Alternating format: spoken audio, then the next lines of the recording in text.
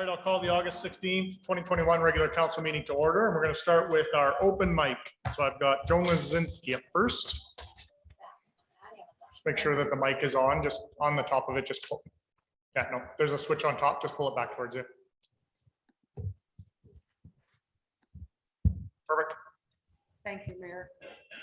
Maybe I'll just preface this now that I know that emotions are going to be really high, especially during this this open mic. So as you're presenting or as you have a chance to speak at the open mic here, whether you're online or in person here, we'll keep the dialogue respectful. Absolutely. And you'll have a chance to maybe regroup after I ask you to come back to the respectful side.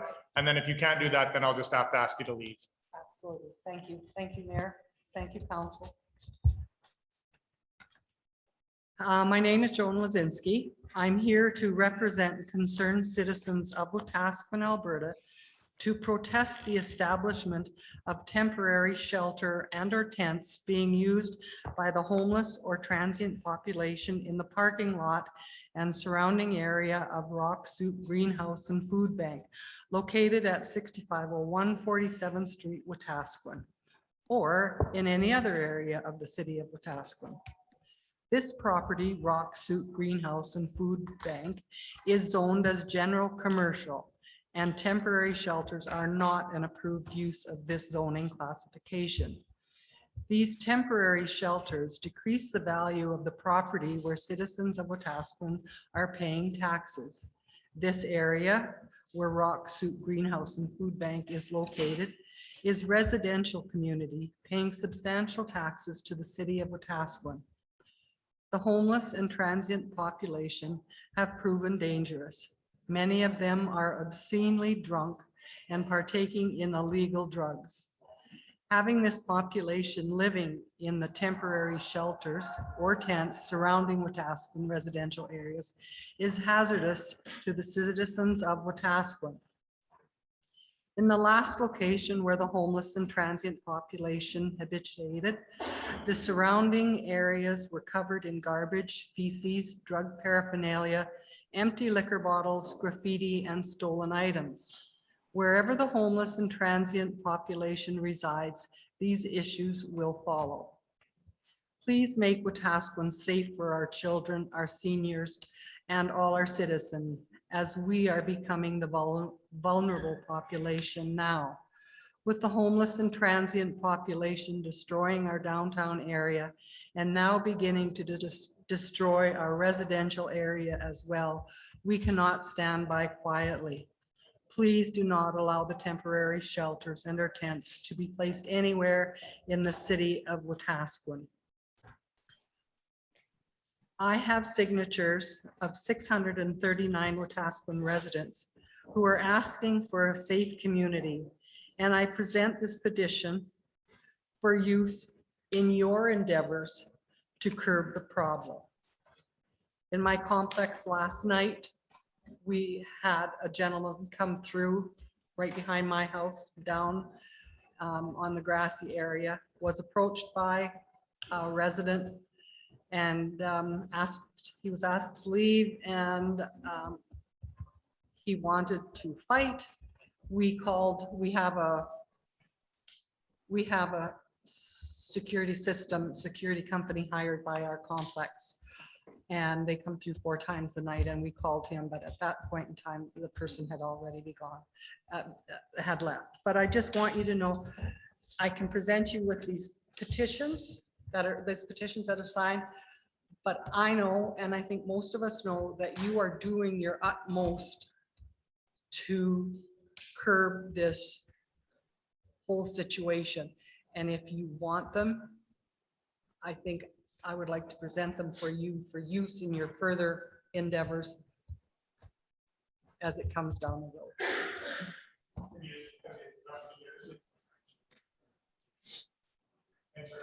Thank you for listening. Thank you.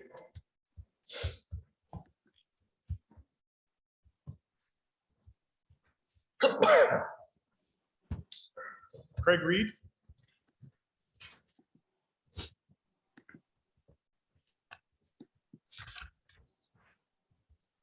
Hello, good afternoon, everybody. My name is Craig Reed. I live in Wetaskiwin in the North Mountain area. I'm here today to express my feelings and thoughts in regards to the illegal tenting happening on the Rock Soup location and surrounding property.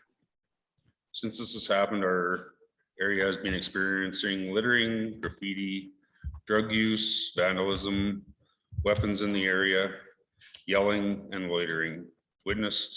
I've witnessed firsthand from myself and many others, and I fear this is only the beginning if this illegal tenting is allowed. But the main concern is for the children and their safety and the other families in the area. I can no longer send my children to the park to play on their own, which has never been a problem until now. School starts in 2 weeks and they won't be able to walk to school or bike. My boys always enjoyed walking to and from school until now. We've always felt safe going for walks in our neighborhood until now. We've always lived in the area for a long time, and it's been a wonderful area to raise a family until now. Also, because the Rock Soup calls them their clients, should not the operators of the Rock Soup be held accountable for any damages, crimes, and so on made by their clients?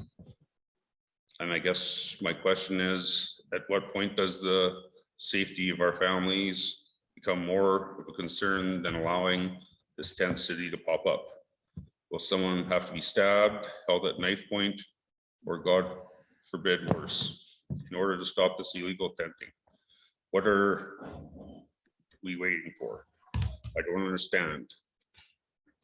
And I just hopefully, like she said, everybody is trying to make a lot of progress to get rid of this and solve it. And I just want to know, I guess, what the plans are, I guess.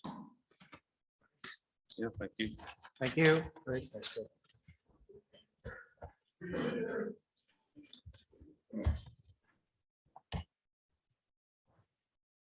My name is Rita Lidgett, and I live on Nordell Close, the little community just behind Rock Soup Kitchen, all the duplexes there. My neighbor, who is on the other side of my duplex, is right behind Rock Soup Kitchen. The tents are almost touching her fence. She's 80-something years old, afraid to speak out in fear of retaliation from either Rock Soup Kitchen or the tenters there.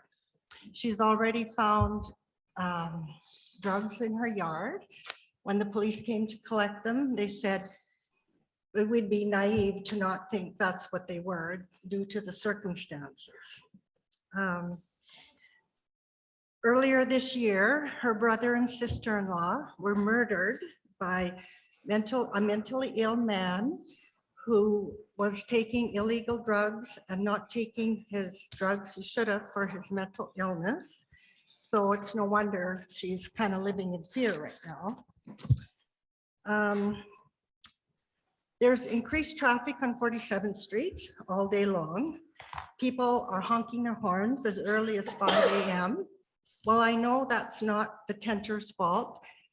They are encouraging it during the day by standing out there and waving at everybody. So people are honking. And most people are respectful of their neighbors. I wouldn't be honking my horn all day long.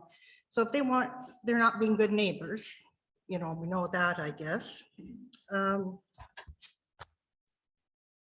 question I hear asked by so many, not just in my community, is there a different set of rules in regards to our bylaws for people who don't live in Wetaskiwin compared to us who do? A few years ago, if you had a garage sale, bylaw officers would come to your garage sale with your sign that you were putting on a lawn for that afternoon, telling you you can't do that.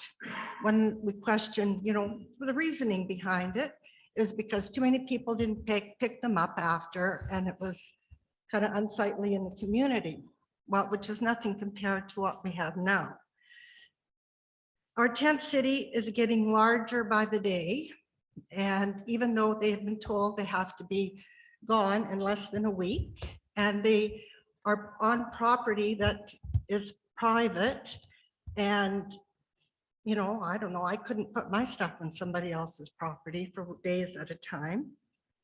And while I really realize that these are small concerns compared to some of the crimes some people have experienced, we just don't want it to get worse, and we would be naive to think that it wouldn't. Thanks for listening. Thank you.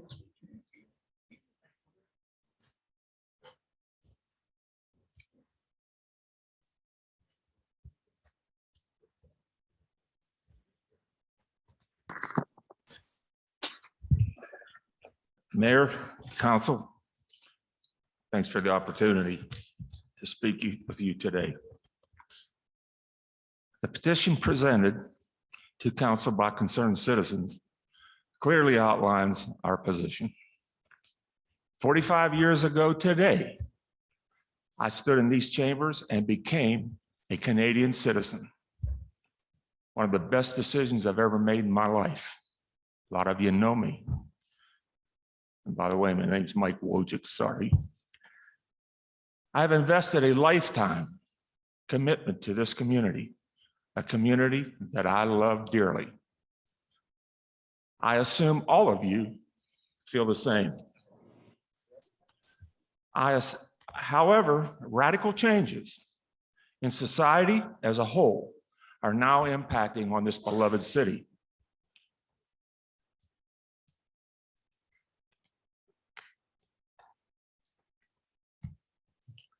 Mayor Gandam stated in the Wetaskiwin Times article, May 19th, 2021, that we have a decades-old problem.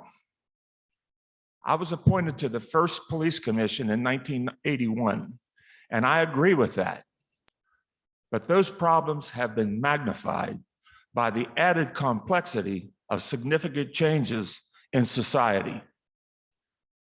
Mayor Gandam stated in July 28th, 2021, the Wetaskiwin Times article, over the last 3 years, it is proven that the civic building isn't appropriate to shelter anybody. My concerns are that the same people in need are now being housed in a makeshift tent and makeshift tents at the Rock Soup. Surely a situation that is much worse than that they experienced at the downtown Civic Center. Every civil democratic society functions on the basic principle that citizens of the community vote to elect officials to represent all members of the society. Those elected officials hopefully will have the safety of all of the community they serve and represent this as their highest priority. One thing that I have observed during this entire process, and I'm astonished, to be quite frank with you, that throughout this process, a very effective, long-time proven advocate of supporting those in need in our community, the Salvation Army, has not, it appears to have not been included in this discussion.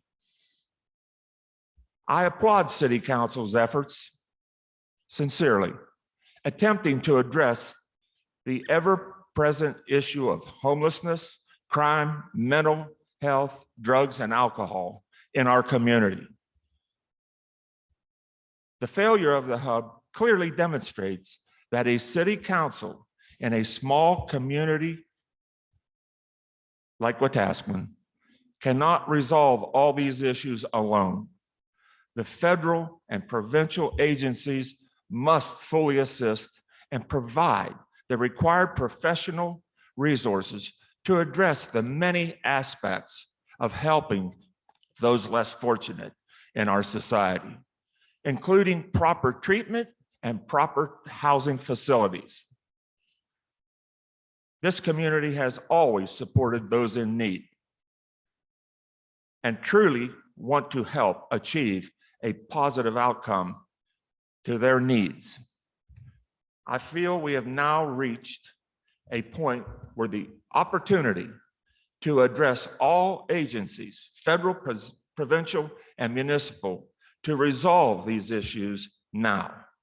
All of us will support and work with you toward implementing these initiatives. Mr. Mayor, every one of you council members, I implore you, please do what's right for this city. Thanks a lot for your time. It's good to be here. It's kind of a nice place to be 45 years later after becoming a Canadian citizen. Thank you very much. Thanks, Mike. Virginia? Mayor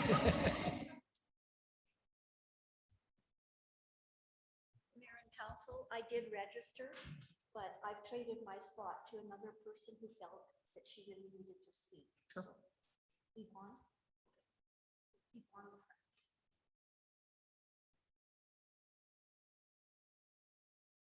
Thank you, Mr. Mayor and council. My name is Yvonne LaFrance and, sorry.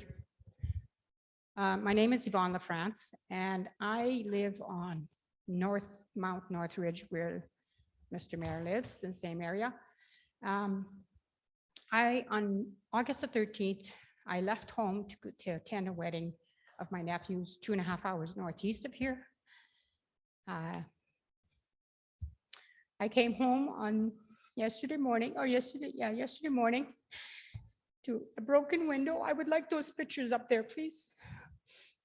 I came home to a broken window, vandalized, rocks right throughout my whole house. I mean, glass throughout my whole house. This window is 4.5 by 6 feet, triple pane. That hole was 9 inches in diameter. Not a pleasant place to come home with. But I've lived in Northridge for 21 years, never had a problem until this level of vandalism. Thank you. But since this tent city has been invited by the Rock Soup, it's been only a week, and here goes the beginning of vandalism in our little community in Northridge, Northmount. Mr. Mayor, we live in a beautiful city, and let's keep it this way, and let's help these people.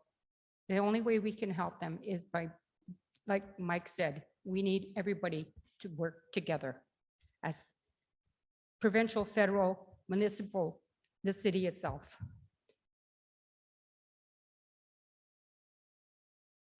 One thing was very disappointing for me is I'm here to help the citizens. I run a home-based business in my home, and you know exactly where I live, Tyler. I live on a corner, right, and it's a busy place. I have a very successful business. I've quit taking new clients because I am very successful in my business and I'm very proud of my clients. I am scared for my own clients to be threatened as they walk into my house or walk out. The fear of them something happening to them. As well as next Saturday, I was planning to have 4 of my little grandchildren to come and spend up 6 days with me, ages 7, 5, 5, and 3. If I had a rock coming through my house at 3 o'clock in the morning, that's roughly what I think that's what happened when it happened. It would traumatize these poor children. And it's not, by myself, as a single grandma, not a place to bring 4 little children to grandma's house. And you are a dad now. You understand what being a dad is as a parent.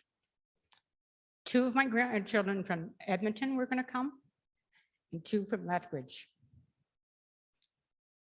They hardly see each other, as the parents are always working. Grandma was going to step in for a week.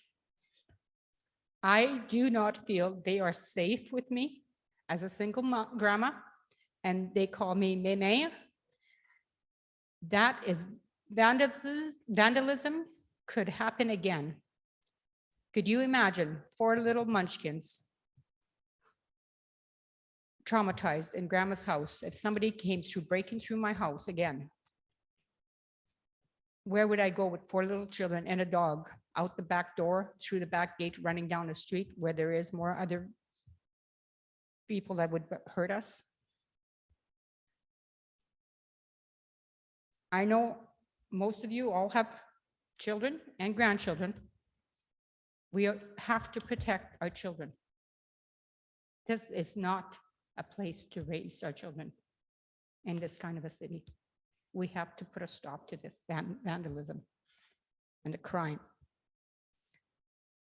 My little granddaughter, that's the oldest one, that's 7 years old, in Lethbridge, FaceTimed me last night. Her mom and dad had to tell her what had happened to her at grandma's house. She wanted to FaceTime me and ask me if I was okay. I said, I will be okay and I will be safe. She says to me, she says, Mimi, why don't you come and live with us in Lethbridge?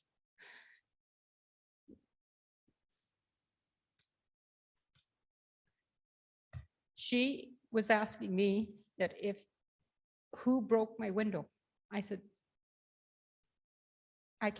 don't know who it is. I don't know who it was. I just want safety for all of our children and grandchildren and our seniors in this area to be safe. At times, I feel like I'm right now with this, what has happened to me in my house. I feel like a prisoner in my own home. I can't even I feel unsafe to go for a walk with my dog. I don't feel like I could be safe even to take my grandchildren to any of the parks while they were here. So we've canceled this, and now my grandchildren are just totally devastated that they can't even come to stay at grandma's house. And this was just grandma and the kids, no parents.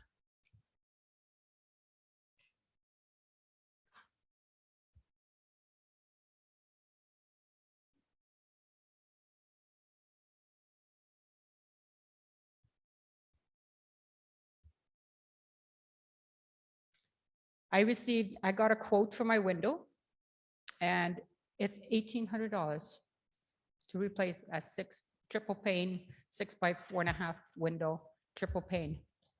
I spent a lot of money in this house. A few years ago, I put $20,000 worth of windows. I put the best of the best. And I feel like, why should I pay for this window that I didn't do? Can I present you the bill, Mr. Mayor? No.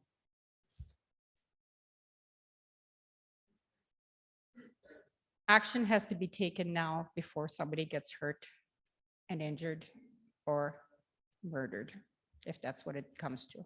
And that is not what we want. We don't want that kind of stuff happening in our city. Thank you. Thanks, Yvonne.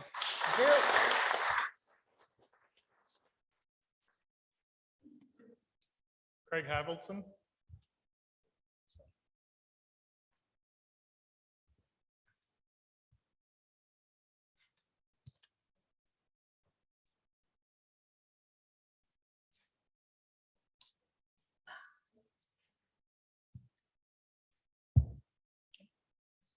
That's fine. No, it's okay.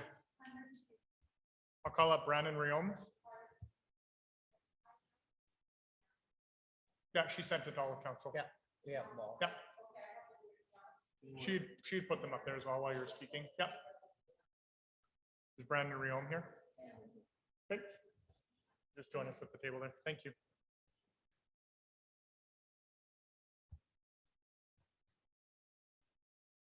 Hello. I don't know if I can do this. I didn't prepare anything to say. I volunteer at Rock Soup. I've been there for the last 6 months or so.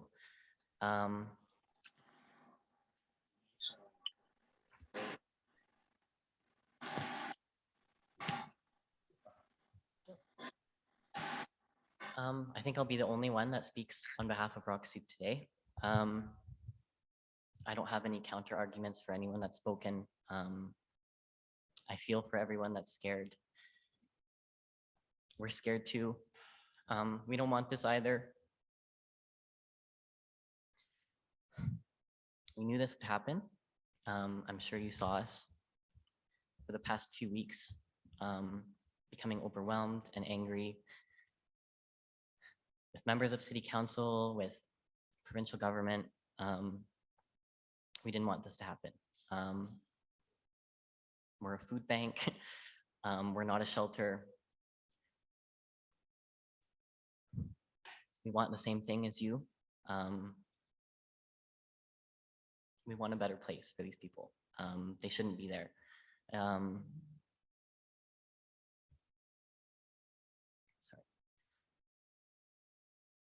On Monday, when the shelter closed, people came to our door in wheelchairs, people in their 60s and 70s, a lot of elderly women, and they said, I have nowhere to go, and if I sleep on the streets, I'm going to die. And we didn't turn them away. We know this is illegal. We know it won't last long, and we don't want it to last any longer. We just want someone else to do something. And until someone else does something, this is the best solution we have. We're all volunteers. We're all very young. We've spent the last week doing our best to keep people in a controlled area, to keep them fed, to keep them on their medication. We have people who need their insulin. Most of them are on psychiatric meds that are keeping them from turning into the people that you're afraid of.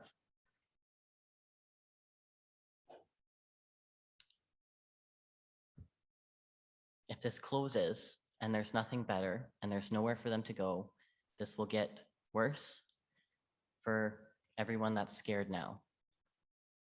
I know it's scary now, but it will get worse. If they have nowhere to eat and they're scared and they're off their meds and they don't know how to find their outreach workers, it will get worse. We want this to end. We spent the last week trying to protect our campers and our staff from violence, from community members who are scared. We've been attacked too. We've been sending volunteers to the hospital with serious injuries from people who don't want these tents here. We don't want them here either. This is not our job. We shouldn't have had to do this. And I'm not here to point fingers at anybody, but this shouldn't have happened. This shouldn't have happened without a plan. We should never have been put in this situation that has turned everyone against us. We just want to help. And we just want people to stop coming after our volunteers.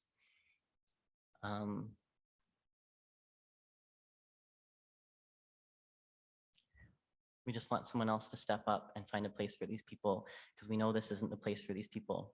And we hope that happens very soon. And I'm sorry to everyone here that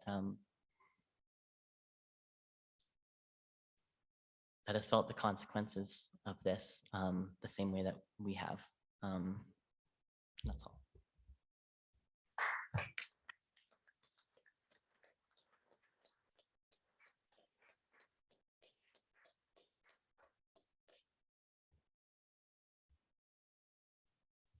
Brandon, that took a ton of courage, and I want to thank you very much for coming and speaking. Thank you very much. Natalie Pierce.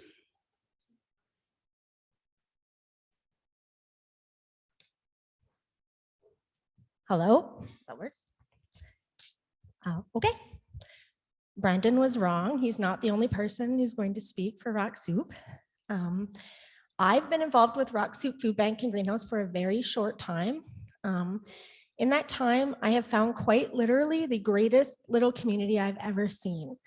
My husband, who's been there just a handful of times, described it as the feeling that you would expect, but never quite seem to find in a church. The love at Rock Soup is completely unconditional. What I'm sensing from our community is fear, and in my experience, it's unfounded. I've been at Rock Soup every day since the tents were set up. I've worked security at the driveway with my children. I've picked up known campers and driven them back to camp with my children in my vehicle. We've hugged and cried together. I've made many new friends. I've done what I can to the best of my ability right now to make sure that they have food, blankets, and safety. Not once have I ever been scared, threatened, or even made to feel uncomfortable by a single camper. Of course, that's not to say that they're all super pleasant people, but the ones I've encountered have certainly been great. Rock Soup recognizes that this is a poor option. Rock Soup cannot sustain this situation and is fully in recognition of their limitations in servicing this vulnerable group of people. This was never in Rock Soup's business plan. These tents are not there because Rock Soup is convenient and enabling. They are there because it is their only option. They don't have anywhere else to go. Nobody chooses to sleep on the hard ground with a single blanket. Nobody chooses to live in a place where people drive by and yell racist slurs out their windows, videotaping them as they simply exist. Imagine every day somebody drives past your home, videotaping your family in your front yard, just existing. You'd be appalled, and almost all of you would call the police, I'm sure. Not a single camper at Rock Soup has been charged with a crime. And the only criminal activities documented have been those committed by community members against Rock Soup volunteers. I personally have received threats to my safety and well-being. The campers are peaceful, so please stop targeting them with your prejudices and focus on the problem at hand, healing their traumas. Prior to my involvement in any of this, I met with an elder from Pigeon Lake to talk about how we can unite our communities again. Her spirit of unconditional love and optimism align with that of Rock Soup's. And therein lies the solution to not just homelessness and addiction, but all trauma from both communities, from white people, from Indigenous people. Relationships, connections, open communications, such as these kinds of forums and opportunities for us all to be heard.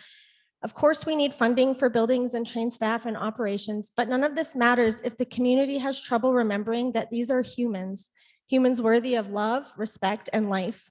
I feel like Rock Soup has done an amazing job bringing these feelings back into the spirit of their campers. It may be the first time that some of them have ever felt cared for. I'd like to close my thoughts with this recommendation that the city, that's council and community, all the committees, the people who want tangible solutions, both immediate and long-term, stop treating people facing houselessness as incompetent and inconvenient and start treating them as people with innate value and potential equal to our own. Let's acknowledge they have the same human rights as all of us, and let's show them this in our actions. Let's find a better place for them together.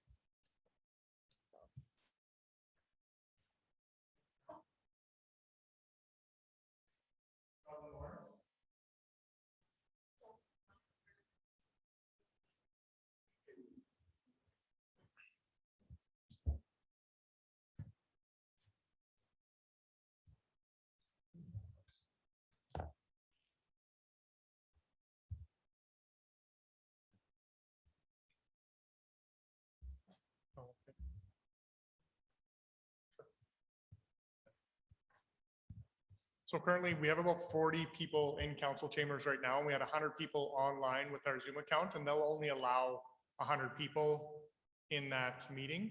So it's not that the city stopped anybody from coming into it. It's just that that's our capacity to be able to have that. Our council meeting is live, or not live, it's live streamed as well as it'll be recorded. So this council meeting will be available to watch later on as well for anybody that wasn't able to get into that Zoom account or into that Zoom meeting while we hosted it live.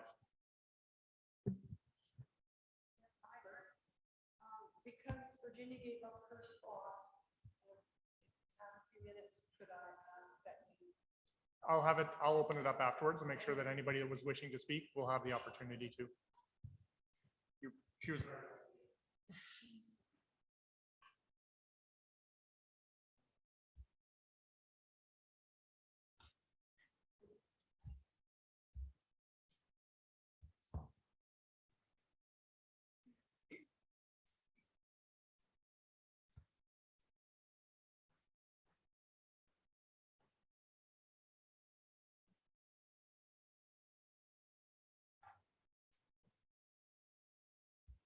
Welcome, Sheldon.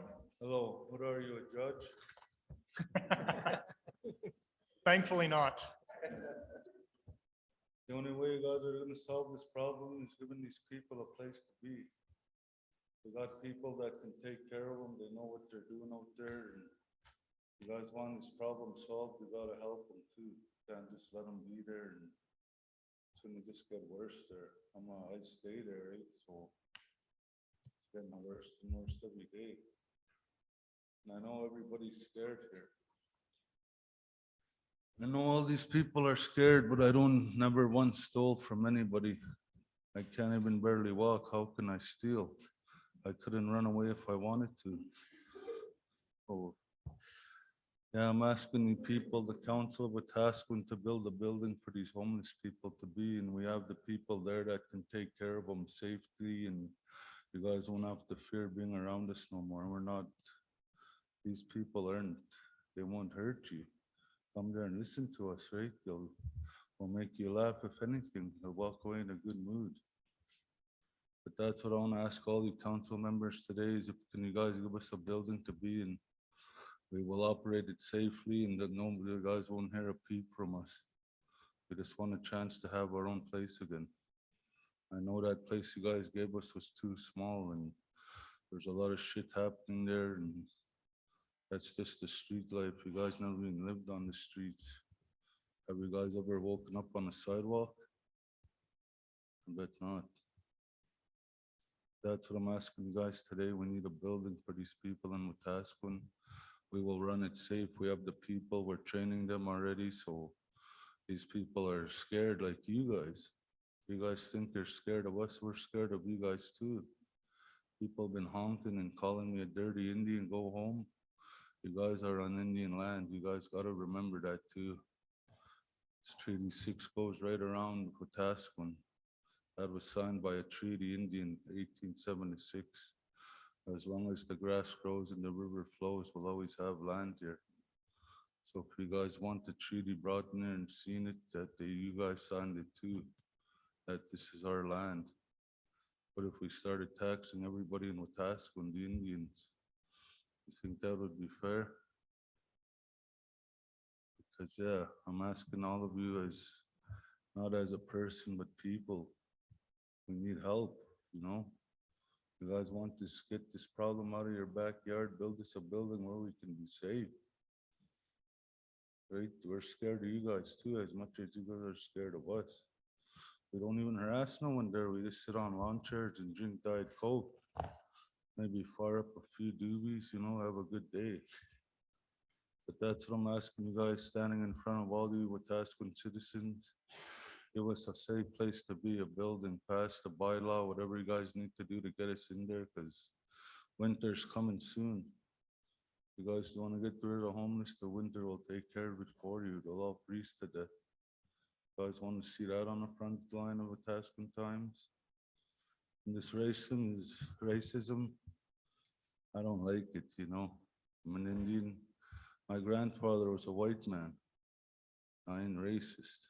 I never once called any white person in Wetaskiwin a dumb white person. Oh, I don't do that. There's no word for racism in my culture. So I hope you guys see that too. Don't come by there calling us, go get a fucking job. You know, you dirty Indians, go back to Obima. You guys are still on our land. I want all of you guys to know that that treaty was signed almost 100 years ago.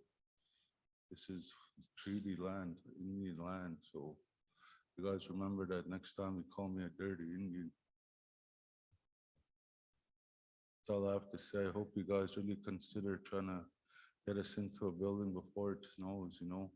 I'm worried already. I'm getting cold. I'm disabled. I'm on age. I have to walk 20 miles just to go downtown. I might panhandle because I'm hungry. I need food to eat like you guys are human. You guys bleed red blood like us, don't you? If you cut, you bleed, right? Same as us, we hurt. You know, we're stressed out, everyone's stressed out there, they're scared. But they got word today, we're gonna get taken out there, where the hell are we gonna go? We might end up on your guys' backyard, I'm letting you guys know that. I ain't a thief, but I don't know, I'll talk to them. I'll tell them, don't steal no more, we're trying to be peaceful people, but I try to tell them, but they're too high, they don't listen to me, so. But if you guys have a safe building for us, we'd be in there, no problems. Nobody getting robbed, nobody scared, we're people that share, right? You guys don't need to fear us, we're not all of us are bad. You guys treat us like mutants, not. They say next guy, say next man.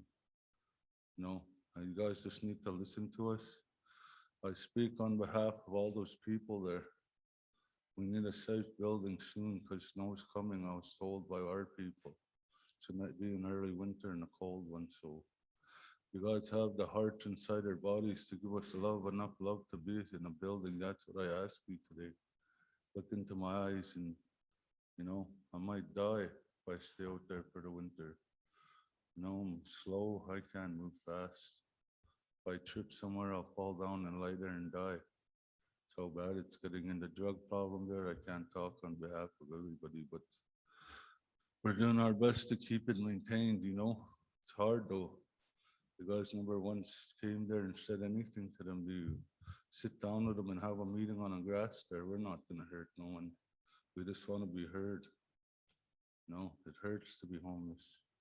Been on the streets for 20 years. It ain't no joke. People are bad, but you know, some people are good. That'll help you. And I ain't educated. I never only went up to grade 8, so I'm just asking you guys, we need somewhere to be before winter hits, a building. Let these people that are trying to help us, because what there's bylaws and stopping them is just making it worse. No mental health. There's no help there. They need to bring in mental health workers and let them talk, let them release what's in them, or else they're just gonna go fucking do something crazy, right? So they need someone to talk to. That's what they need. They're all hurt and, you know, they were traumatized. Something happened to them. They were raped. That's why they're there. They don't even want to go home. They have houses. They won't go home. The liquor stores in Wetaskiwin, you guys gotta remember that. That's why the res doesn't want one. They'll have the same problem as you guys. Homelessness, people being robbed. I asked my chief, we need help. He hung up on me. That's what they think of me, guess. I like Wetaskiwin. I say hello to you, you know? I see you on the street, hello, no one says it back. It doesn't bother me. I'm not that type of person to let little things bother me. But I want you guys to know while I sit here, people are suffering there. I quit using this to help them. You guys want to know that, so I just wanted to be heard today. Thank you guys. You know, these people ain't what you guys are making them out to be, monsters. It's only in the movies. Don't be scared of us. We're not gonna hurt no one. We're just stressed out because we're all, where the hell are we gonna be? They're saying get out of here now. So our hearts are breaking, you know. I want to ask you guys, holy guys, give us a building to be in and put a fit enough of those people, and can you answer that question today?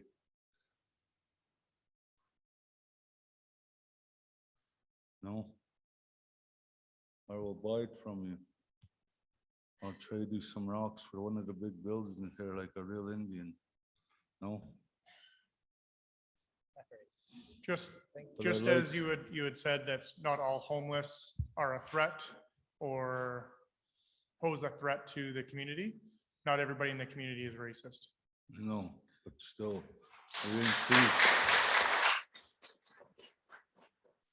What about the ones that are though? I could say the same to you. What about the homeless that do pose a threat in the Oh, community? that's not me.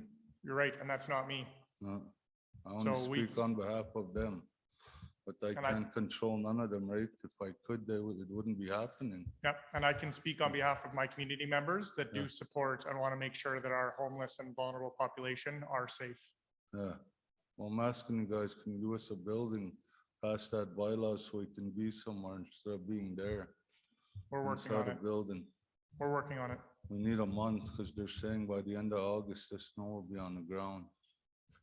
So I'm just here to speak on them behalf. So thank you guys for listening to me. I made all of you smile, though, remember that. Thanks, Sheldon.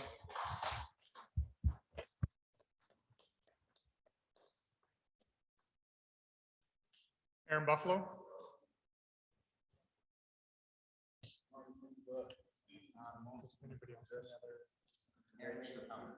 Aaron's not coming? Okay. Okay, thanks. Anna Parker?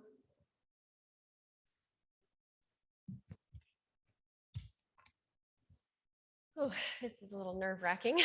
My name is Anna Parker and I'm a local resident. I would like to begin by thanking you all for giving me the opportunity to speak about the homeless problem in our city. My husband and I live near Queenie School, which many of you know is very close to the hub. Every part of me wants to just be relieved that the homeless have been moved and that I no longer have to live in fear for the safety of my children or worry about our possessions being stolen. Since they've moved, I haven't seen a single homeless person on my street, which was once a daily occurrence. However, I know that there's a mom on the other side of town who's afraid just like I was. So I feel that it's my duty to advocate for her and all of the families in the city of Wetaskiwin. Last year, my husband and I had a homeless man appear on our front lawn on a very cold April morning. We had compassion on him and made the mistake of welcoming him into the front entry of our home. We gave him food, warm clothing, and mittens, which led to him continually returning to our home in hopes that we would give him money or rides. Often, when my husband had left for work, I would have BJ, which was the name of the homeless man, come to the door high and unstable. I quickly learned that what I thought was helping was actually enabling. BJ shared that he and many of the homeless in our city are addicted to crystal meth. I had my older brother, Jacob, drive BJ on 3 separate occasions to homeless shelters in the city to help us deal with this problem. But he kept returning to Wetaskiwin for the easy access to both money and drugs. I believe that I'm a small-scale example of what the city of Wetaskiwin is doing. That is enabling the homeless and addicted to continue in their lifestyle. Why would they seek out aid and rehabilitation when they can enjoy their addictions in comfort and with provision? We have made it easy for the homeless to access petty cash through small-scale thefts by placing them among innocent and hardworking citizens. While BJ was harmless, his friends certainly were not. Over the course of the year, we began to see meth addicts appear on our front lawn, demanding money and possessions from me. I have a 1- and a 3-year-old, and I began to feel unsafe in my own home. There were many times I couldn't even leave my van and felt the safety of my baby girl and toddler were being threatened. I felt it was our fault for trying to help. But what were we supposed to do? It was April and it was like -5. As if COVID-19 hadn't already made 2020 a difficult year, now we were dealing with homeless addicts coming to our front door and hanging out on our front lawn. And sometimes they even came with cold and flu symptoms. I am appealing to the mayor and the council members that you need to understand that most citizens are not equipped to deal with the homeless and addicted in our community. Instead of helping, we often are enabling. And what's worse is the safety of our children are being threatened. Many of the homeless are not harmless, and that is true. But the reality is that many are. Methamphetamine renders people unstable, volatile, and even violent when they come down from their highs. I would like to advocate and appeal for the homeless to be moved away from citizens and civilians, because I'm sure most people in this room are not a cop or an addictions counselor, and like me, do not feel equipped to help. I would like them to be moved away from houses and small businesses, and most of all, far away from schools and public parks. My 3-year-old picked up a piece of a broken glass pipe on the playground near our home, and we haven't been back to that park since. The homeless do not need to be on slides and swings that are intended for children. As I have said, civilians are not equipped to deal with this issue. The homeless who are addicted to drugs are mentally unstable, those that are, and can be extremely dangerous and even threaten the lives of innocent people. And I'm begging that you please do not wait until a citizen or a child is harmed before you do something about this issue. And I would also like to address the people at Rock Soup. I appreciate your hearts, and I also really, really want to highly recommend the book, When Helping Hurts by Steve Corbett. I just really wanted to throw that out there. I agree that the homeless have a right to shelter, and I agree to that point. But I believe that the families of Wetaskiwin also have the right to safety. And we all should have the right to go to a public park and not have our 3-year-old pick up drugs or broken glass. Thank you very much for your time.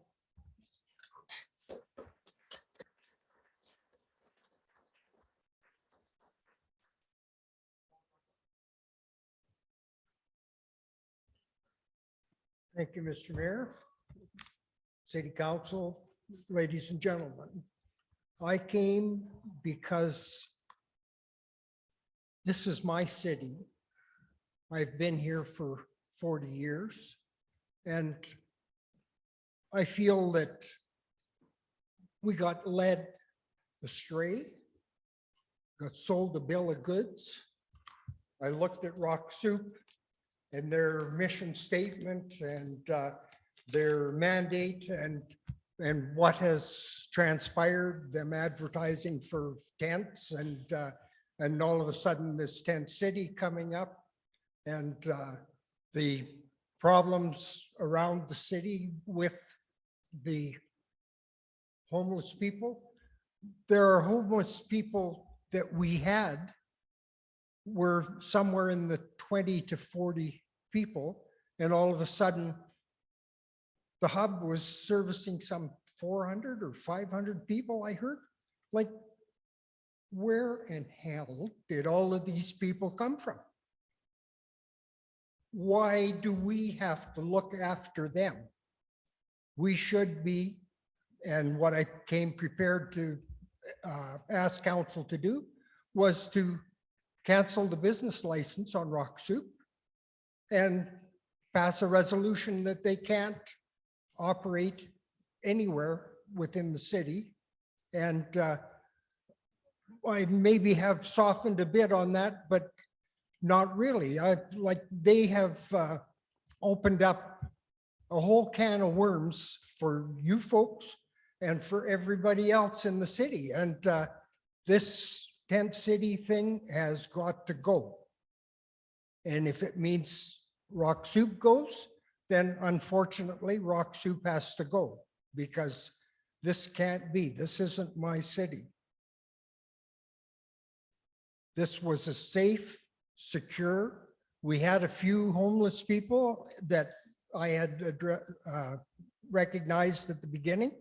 And all of a sudden, we've got half the country, it seems, here.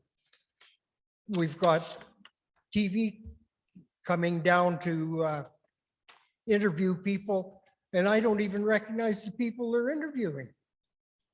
Like it's almost become a laugh. And Wetaskiwin is a hell of a lot better than that. This is a beautiful city. We've done an awful lot of work to try and keep it that way. And now is the time that we have to come to grips with this and clean it up. And if that means Rock Soup has to go, unfortunately, I'm sorry to the people who require the facility. I'm sorry for the people who are employed there, but if that's what it takes, then so be it. Thank you very much. And thank you for allowing us to vent. I'm sure that a lot of other people would like to have vented too.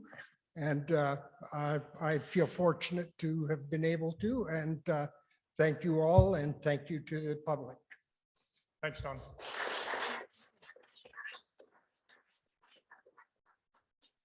And just for information, I don't know if anybody knows or everybody knows or not, that the city did not grant permission for Rock Soup to have tents set up on their property. They very certainly did not offer the property adjacent to Rock Soup to be setting up tents. Stop order has been placed with Rock Soup in regards to the tents that are on the property. On August 12th, they were given 7 days to comply, and when or if they don't, it goes to the Court of Queen's Bench. So it's not because the city granted permission or that the city hasn't been working to have them removed as well. We definitely hear the community, and not only do we hear the community, but we also hear the vulnerable population as well, and we need to find a solution that's going to work for everybody and not just for one or the other. So Lisa Joshua.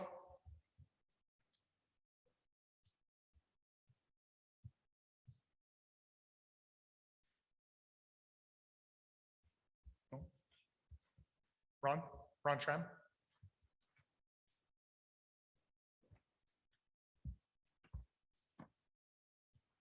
Mayor and council. I'm not going to speak of what I was originally going to speak about. It isn't appropriate at this time. And my comments will be very, very brief. But I have a background where I was trained and worked in corrections. And some of the experience I gained there, I'm judging some of the things that I'm seeing here. And it strikes me that we're not really dealing with a criminal or sentenced element, but at the same time, we are dealing with a element of people who are definitely in trouble and in need of care. And I think the best approach we could take there is to view these people almost as refugees, like we would in a wartime situation. Maybe the Canadian Army can help. Maybe the federal government can help. Maybe they can provide a situation where we can have secure housing for them, medical care and that sort of thing. Maybe that's what has to happen. But moving them from one place there to another building in town without that kind of support structure, you're just going to have the same problem all over again. It's just going to continue. And so it's got to be dealt with.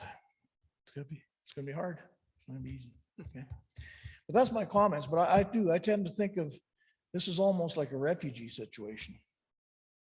And so maybe that's kind of the mindset we need to take with it.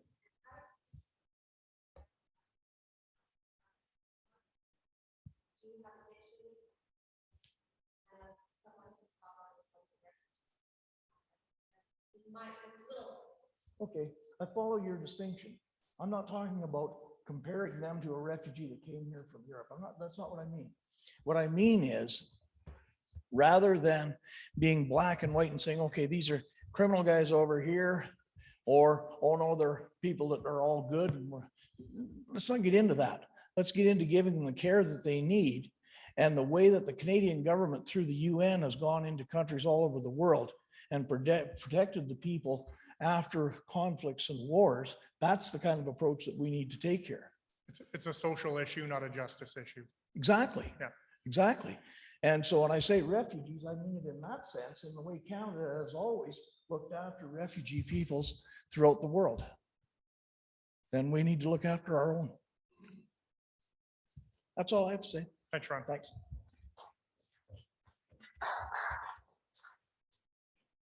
Virginia.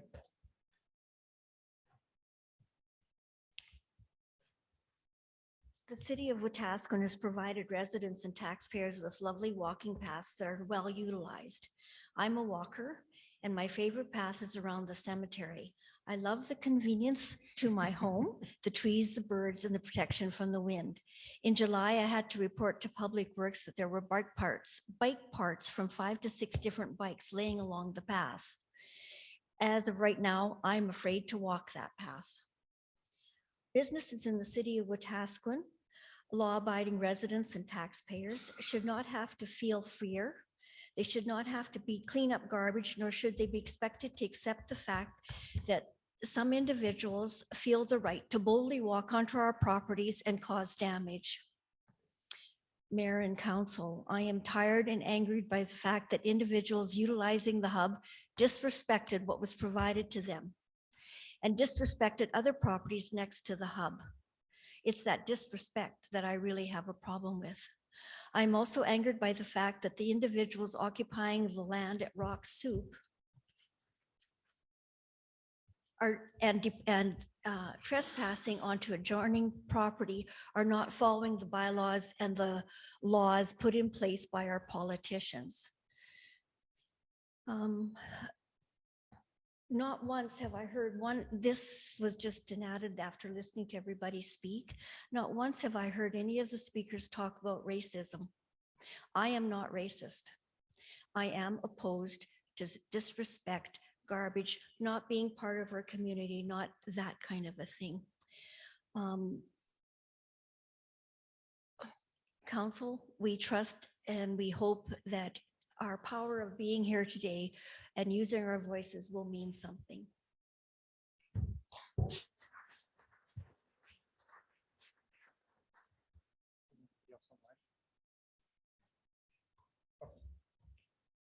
Okay, anybody else wishing to be heard? Go ahead. Can you just come up to the mic there and just give us your name?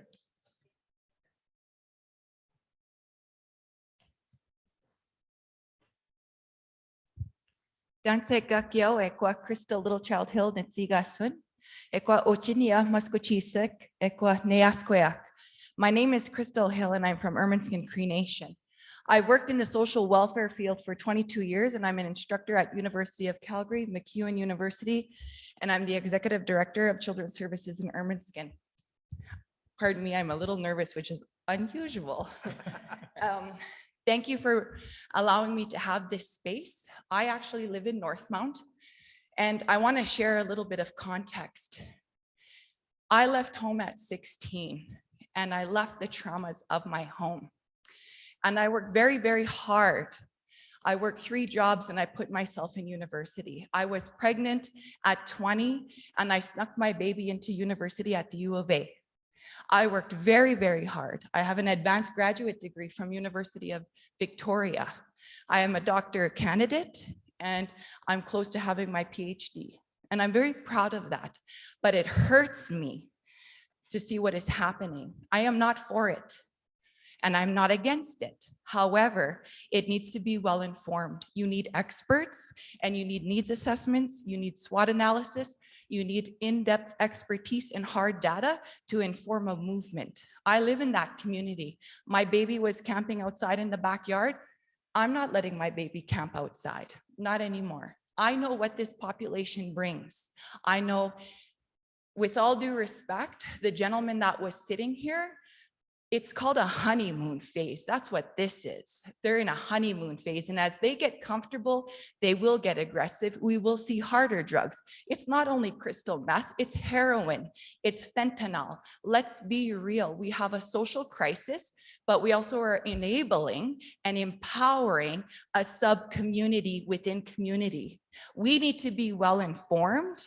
And we need to be bringing the experts to the table, but we also, and forgive me, I don't know the context of history in terms of engaging chiefs of the surrounding community, but I also think it's racializing us. I drive by there and I see that Treaty 6 flag and the teepee and doing what they're doing. You see that, you see me. You look at me, you don't know what I bring to the table, and that hurts me. That hurts my children. I pay my taxes. I busted my butt to find a beautiful little residential spot in Wetaskiwin. I moved us off reserve. I paid my dues. I know my story. I know my struggle, and I deserve to feel safe in my community. I deserve to be proud of my community, and I want to see the vibrancy. Some of the ladies and some of the folks that I see here are my neighbors. I see them walking their little dogs on the paths. I jog 6 a.m. in the morning. I'm out there. You think I'm going by that graveyard? Nope. You think I'm going by that tent village? No, because I know the complexities those behaviors bring. I know the risks that are coming. You stay tuned. You stay tuned. I worked 15 years in Edmonton downtown, Child Protection Services. I know what it's going to bring. You be ready. This is a honeymoon phase. This is honeymoon. When you create and enable, let me back this up. Finishing touches. I was there one night with the lady.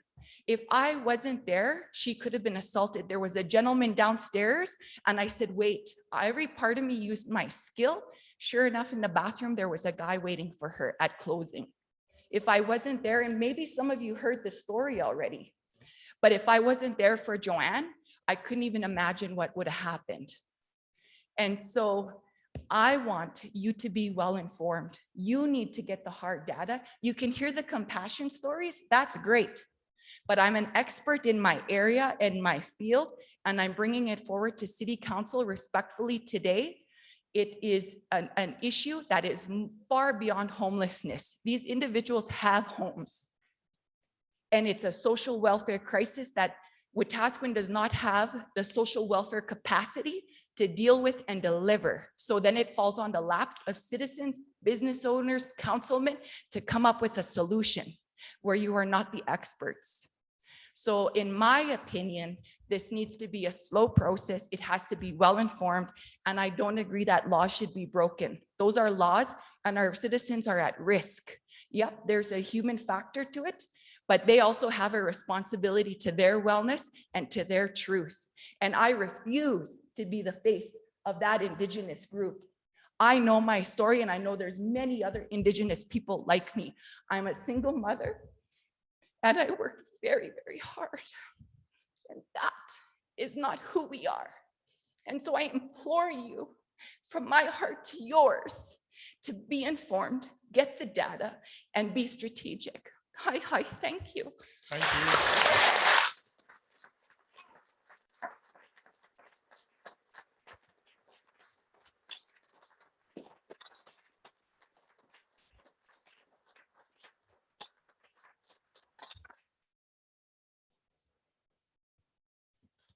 Anyone else? Go ahead, Tasha. Well, I can't follow that. It was amazing and beautiful. Hello, Tyler Gandam. How are you? I'm well, thank you. How are you? Good, thank you. I didn't plan on speaking. However, there was an incident last night that involved my son, who is 12 years old, and I'm sure many of you read about it, heard about it. My son is 12 years old and he goes to the skate park quite often, and he just decided last night he wanted to go it. We just got back from Red Deer. It was about 8:30 in the evening. So he went for a quick half-hour ride there. And I got a phone call that he had a knife pulled on him. He's 12 years old. He is a little boy. And I went to check it out. And I am a compassionate person, so I do have compassion for homeless people. I've been on the verge of being homeless myself, and I have 3 kids. But when my child is unsafe leaving my house for half an hour because there's so many drugs and there's just all kinds of negative, just drugs and homeless people, and there's just so much that he's exposed to, it does scare me because I'm a single mom as well myself. And I mean, he's by himself a lot of the time. I live in the Garden Meadows area, so I do worry when I'm at work. Is he safe at home? I worry now that he's at the skate park. Is he safe there? I mean, this isn't how I've lived in the community for many years, and I never felt this unsafe. And I feel like it is a lot to do with the homeless shelter, or not the homeless shelter, but what the tent city there. I feel like they're not all like that. I am very aware of that. However, when they are taking it upon themselves to go to a child, probably the youngest child at the skate park at the time, taking a knife out to a child and taking the bike from his hands, that to me says we have a problem. And I just wanted to make you guys aware that this is becoming a bigger problem. I think that any of us really expected. And I'm fearing for my children now because of what has happened. And I think it's time for us to take action. And that's all. Thank you. Thank you.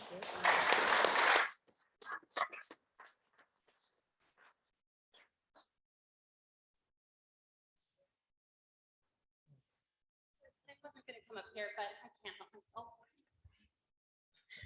Hello, everybody. Thank you for giving us the opportunity to have these conversations. I don't do well with public speaking, so bear with me. I get teary and then I get over it. I have lived in Wetaskiwin my whole life. I have 2 small children, and currently I live in what is quote unquote a shitty part of town. Down the road from us, we have constantly people walking with bike parts stolen. I saw a chainsaw the other day. I have dealt with Scan out of Red Deer. I have called them. We've had the house stopped. It's been dealt with. Most of these people are now moving themselves to the hub.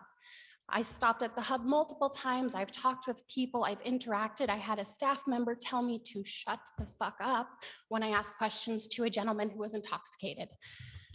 I have never had a good experience with the hub. I think that you guys had the right idea. I know you are working with your backs against the wall, and I know that this is not a quick overnight solution. But when we have people who are in what is supposed to be a safe and secure place, who are coming from abusive relationships, trauma, severe trauma, they have addictions, they have all sorts of problems, and they are coming to the city for a safe structure. We did not provide that. And I think the ball was really dropped, and I'm not saying necessarily that is on you guys. But what I want to know is that if you are going to open up another building for these people, I think our safety is important, but I also think that the mom who may be left in an abusive relationship with 2 small children should be guaranteed that safety. And we are not. I stopped at Rock Soup, and I've tried really hard not to go there because I have my own frustrations with some of the people. I implore the young man that was here earlier, because I don't think that should have been put on his shoulders. I think the man running the show should have come and sat here and talked.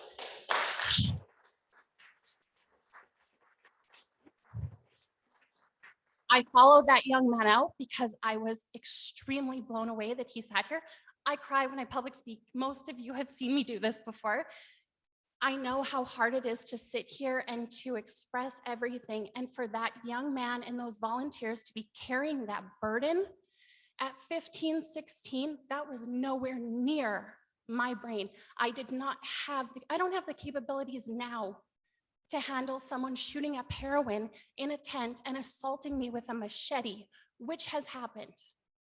So what I want to know is, when these people get moved and when it is time and the court steps in, where are they going, and how are we ensuring their safety, our safety, the volunteers?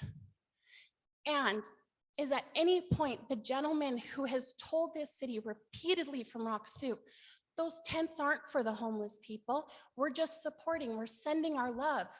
He has taken on such a gigantic disaster. These people don't need someone to show them love. They need counseling, they need therapy. They also need to want it. And the gentleman that sat here, Mr. Moore, and I have a very soft spot for him because I know him outside of this, he is one of a few who, again, he's there for help, but we are putting it on his shoulders to try and stop the gentleman from doing heroin, to stop that man from beating the crap out of his wife in a back alley, to stop staff members from the hub, providing alcohol, because it's better they drink the beer than drink the hand sanitizer. In what world did our community fall so short that that is the solution we have offered this vulnerable population? I know, again, your guys is back against the wall, and I know what it's like to have everybody coming to you for answers, but we need something better. And if we give them a building, everybody across the board needs safety and security. I thank you all for your time.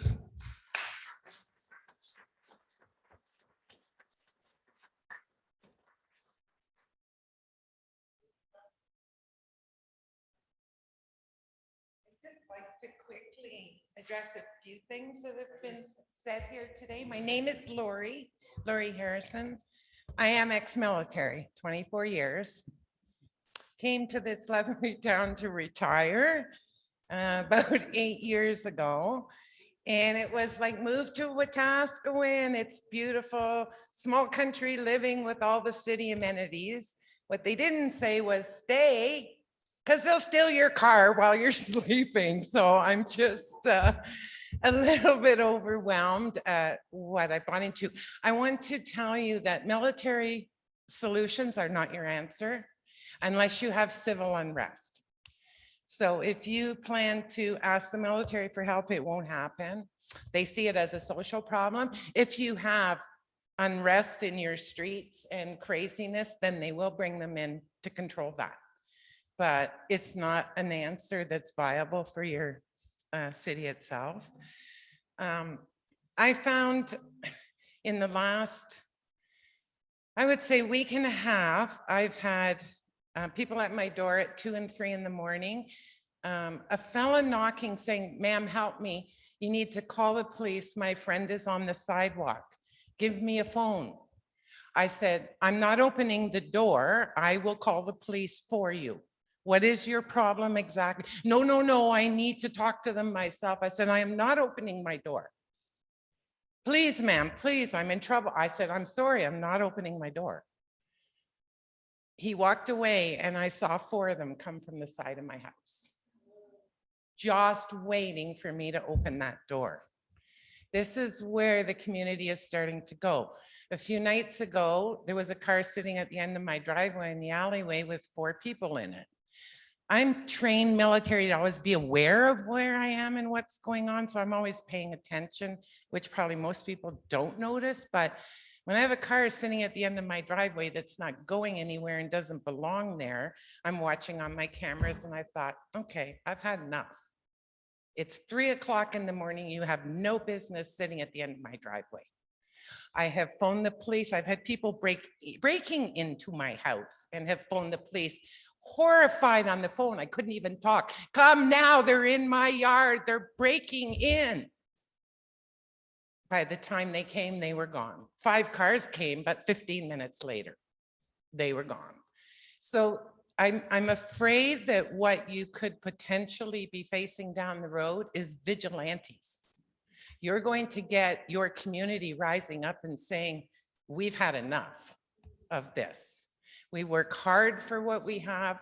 I'm pensioned. I live on a meager amount of money every month, and I don't want people in my yard stealing or destroying my things, putting a baseball bat to the back of my window for what?" I think you need to have concern of the crime side of it and the retaliation that's coming, because I've seen it on the rant and rave. People are starting to form groups, whether we need a citizens patrol, whether we need people that are trained to walk these streets at night and get this under control. I don't know. You guys have, I feel sorry for you because you have a really huge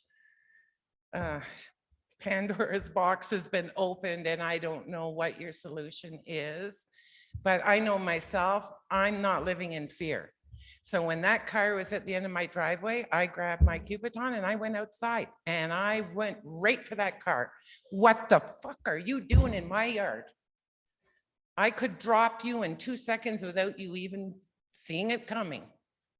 And then I'll let the cops come and pick you up off the ground because you're going to stay there until they come and get you." I'm trained to do that kind of stuff. A lot of people aren't. I can put someone down without hurting them, without even leaving a mark on them, and keep them there. But your community can't do that. So I think it's really important that you look at the crime side of this very quickly, because it's escalating. And the more unsafe people get and the more fear, the more aggressive they're going to become. So that's all I'd like to say for today. Good luck.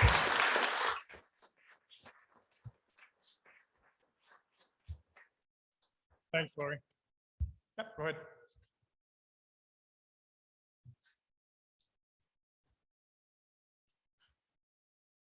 Okay.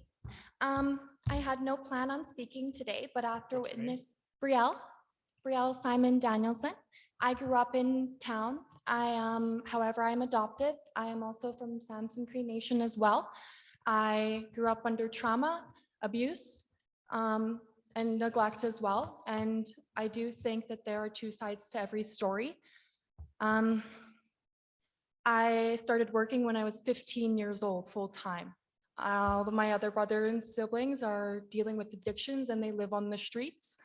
I made those choices to make those jobs, to get out of those situations, to get at the position I am in today. Yesterday, I was aware of Sean and his son being, held at knife point on rant and rave. And the following statement that I have to make is a reply to that event. It will come in two parts, so just bear with me while I do it. And I haven't spoken before, so I apologize if I stutter. The following statements are made purposely out of ethical and conscious purpose towards my community as a whole. I do not aim to slander Rock Soup. However, I will make no apologies regarding statements made, as they are all facts and my only goal is transparency resolution. I'm sorry that happened to you, Sean. It is evident the situation has gone too far. Hopefully your son will be able to recover them from the psychological damage done, as it is a reality. I was on the property the night before last, and I would not recommend anyone to step onto the property or any youth to attend. Rock Soup is supposed to be a safe place for its Saga members and have bit off more than it can chew. I witnessed aggressive behavior alongside being aware of drug use and alcohol use by its attendees. Attendee also, who I dropped off after I met a girl in town at the Pride event, and she was a pageant volunteering, and a homeless lady asked her to drop us off at Rock Soup. On the way to Rock Soup, she quickly deterred from wanting to go to Rock Soup to several other locations. I knew what was going on, handled the situation. We got each other to Rock Soup. But on the way, attendee also asked if I wanted to dance because I didn't agree with where she wanted us to go. We all know what this implies. On top of weapons being used by attendees mentioned, as Sean stated. So at this point, I will not tolerate denial from organizers in myth on these occurrences, as I have witnessed with my own eyes. Also, one of these individuals off-site instigated aggressive behavior out of my pit bull puppy with the desire to get her to bite them, then stated she was aggressive. She is a pit bull. They come with built-in natural defense abilities, and after experiencing personal assault, she is here for my protection. I would have gotten a golden retriever if that was what I was looking for. However, as someone who lives alone and is stalked, followed often, I'm currently willing to put that work and time into her. However, I also protect her, and thus sidelining a narrative play that she was the aggressor, I will never tolerate. She was also recently bitten by a dog at the dog park and currently on defense. We have been working through those added anxieties since she has never instigated first onto another dog. This has, however, backpedaled her development and will take months to rebuild. I do support Saga with my attendance at Pride over the weekend. I have now found out since after the fact that funds were not allocated in the way that they were presented online, which is a different entity from Rock Soup. And I hope for food for these individuals affected by the hub's mismanagement. However, there are other opportunities publicly available in besides Rock Soup. Example, neighborhood outreach, which means Rock Soup is not a last resort measure for this town. However, moving to one location does put stress onto that individual location / business, which is why they are struggling and asking for support, currently lacking proper resources. I, however, have and do support the stop order placed on Rock Soup since it was laid out, and I cannot consciously recommend the continuation of Tent City in the location and under the staff presently residing at Rock Soup, as they're not trained or equipped to deal with any of these individuals or situation. They have stated this alongside stating that this is not permanent. However, if nothing is done and no foreseeable harm measures are taken, I fear extreme outcomes. I would recommend no one step onto property, as there have been several assaults, which I have heard various reasons for cause and effect here. I will add, this is not an attempt to stir the pot. I'm simply being transparent. This includes assaults on staff / volunteers. So again, already lacking proper safety measures, and then pushing that blame elsewhere for in fact creating the situation. Safety is a huge concern, as it rightfully should be. The safety issues regarding the hub were immense and a verified reason for eviction. There's little realistic possibility that Rock Soup can handle the situation it has placed itself in. Rock Soup is also supposed to be a safe place for Saga members. It, however, currently lacks the ability to protect its own volunteers. After witnessing firsthand behaviors, I would recommend, if you have youth there, to pull them out, unless they are trained in de-escalation tactics. Obviously, this answer is no.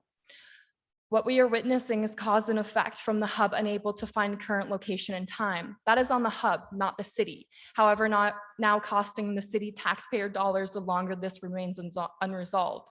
As much as individuals would like to shift blame, the instigation, shaming, guilt tripping, and slandering of council members, mayor, and town as a whole will only get you so far. And it is in fact a mental manipulation tactic to get what you desire through social politics. And highlighted narrative, we all saw the news, so it's working. However, what you desire currently will foreseeably cause increased issues going forward. When you add in all the extra manpower of added security in neighborhoods and city discussions to resolve a conflict of strong arming a situation to work out your way, you are detaching / hijacking the narrative from the discussions on plausible and realistic outcomes, as we all hope to work on these social issues to make safety a priority in our community.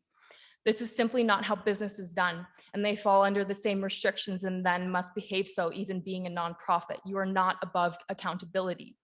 The city has full grounds to place a stop order. I support Rock Soup efforts and aids towards the public. However, we must pick our battles, and hopefully they will choose to work with the city to help these individuals out instead of against. The amount of time and effort here spent on a situation with no factual foreseeable future is degenerative towards material solutions.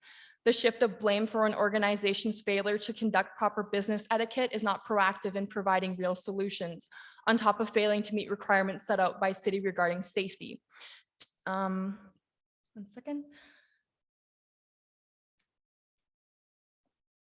I also have a comment to make about a video online that Rock Soup posted that deals with Kevin, a counselor. The video with Craig and the counselor is incredibly unfortunate to watch. PR here and communication are lacking. There are several comments made publicly that aim to slander and abuse the narrative and situation. I highly suggest you fully watch the attached video link in order to gain perception on the situation / pinpoint the next few comments. I again hope to see these individuals fed and do support Saga. However, PR is lacking accountability in several areas.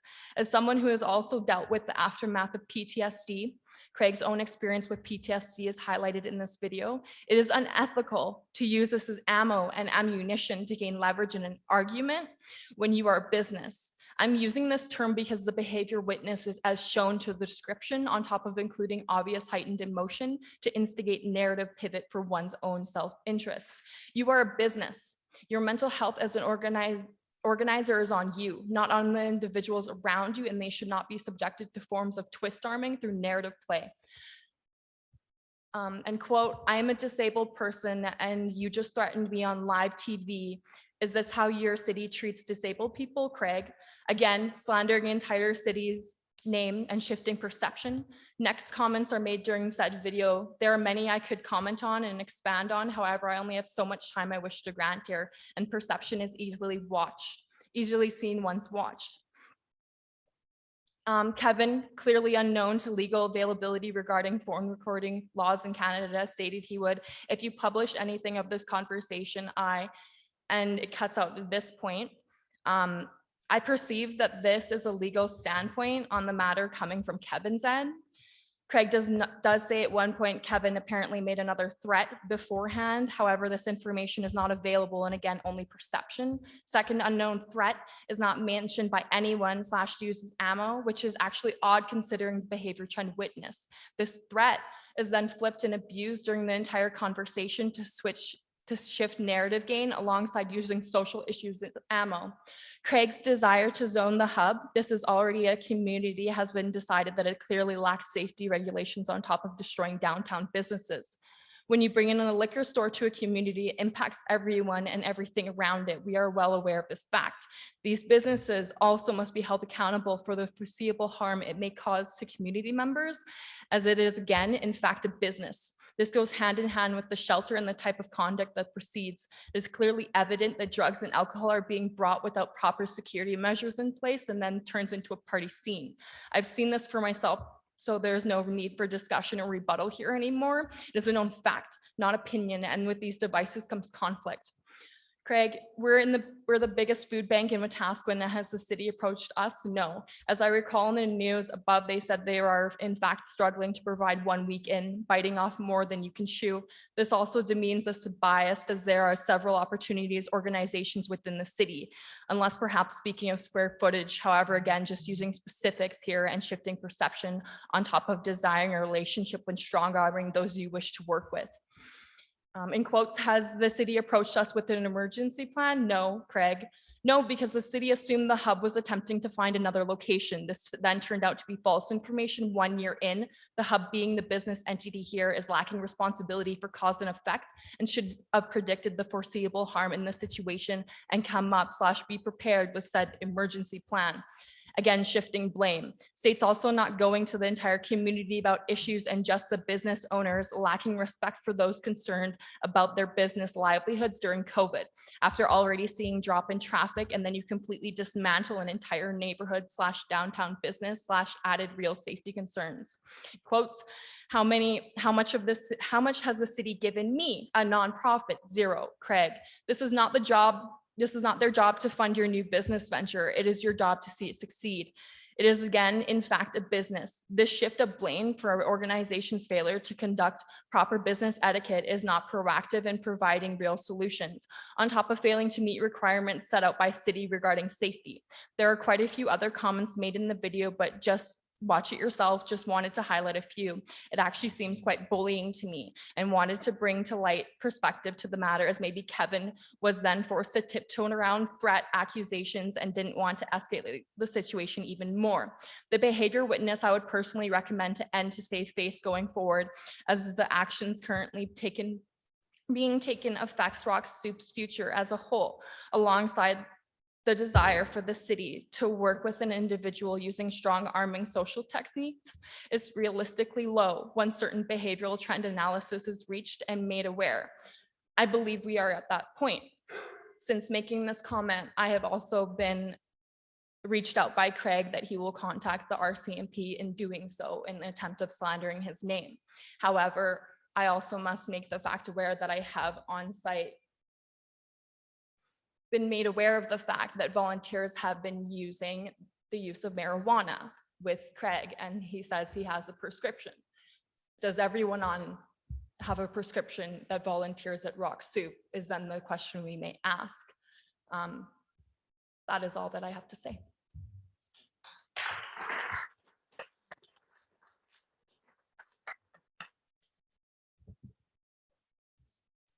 Anyone else?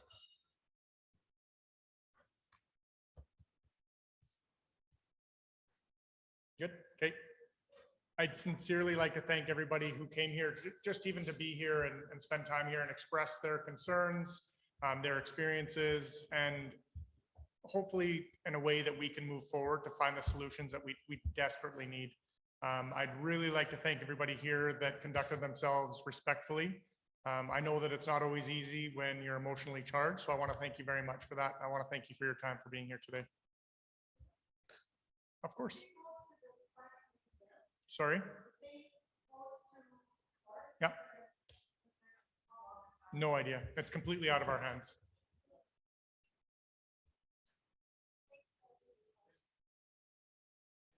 Yes, sir.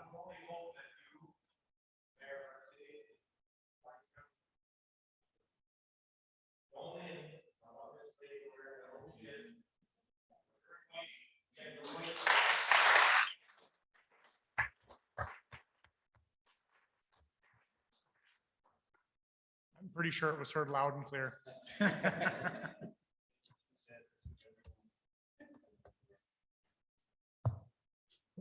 Excuse me. We're gonna take 15 minutes. You guys don't have to stay for the rest. Actually, no, you guys should have to stay for the rest of the Please do. It's gonna be a long one.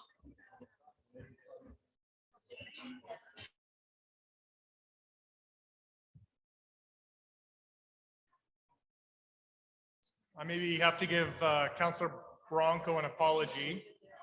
So I don't know if you've not had the time to speak in terms of solutions to find for the homelessness or the vulnerable population, but from my understanding, you went into the other room and said that if you want the problem fixed, to vote for you for mayor. So if you've got the solutions, I mean, don't wait for you to run for mayor. I'd really like to hear what those solutions are. Whoa, excuse, I didn't say I was running for mayor, but anyway, that's what you say. So do you have a solution for us, or are you just My lip service? solution is, I don't think we should have that in our community. We need federal money. We're jumping into this way too fast until all the money's in place. I don't think we should move. Took Red Deer 4 years to get their building. What are we moving? Well, this hub, you want a detox center. We haven't moved anything. We're gonna We ended the lease agreement with the open door at the Civic building, and we haven't done anything since. So I'm not sure what we're jumping into or what solutions you have. Well, we have to have a solution. You want a solution to this homeless. And the only solution we have, until we have money, federal money, provincial money, I don't think we should be doing anything. So that's exactly what we're doing, is nothing other than a stop order on a tent city that's in place. Well, it's stop order is still moving in there. So that's obviously not a stop order. So we should leave the tents where they are? No, I think you should go in there with a bulldozer and bulldoze it down. Interesting. Yeah, very interesting. My citizens come first before anything in here. The safety of our citizens, when we have kids and the people can't walk and the seniors over there can't walk anymore, there's something to say about how we're handling our security. One of all, our RCMP aren't doing their job. We pay $3.5 million to protect us. We're not getting protected. And since I've been here, before you've been here, every year, more money, more money, more money. How come we're the only town that keeps going up in crime and nobody around us goes? We pay more money and there's no solution. Are we not getting solutions? Money is not what we want to do. Keep throwing money in RCMP and we don't get nothing. What are we gonna, is our crime gonna go down because we add 10 more people to it? No. We have major issues in our community. I say that, but what we've been throwing at it is not doing. We're being nice guys. It ain't gonna work. It ain't gonna work. As long as we got liquor stores and all that stuff down south and here, it ain't gonna work. For 40 years I've been here. 40, actually 43. We never had this problem 25 years ago.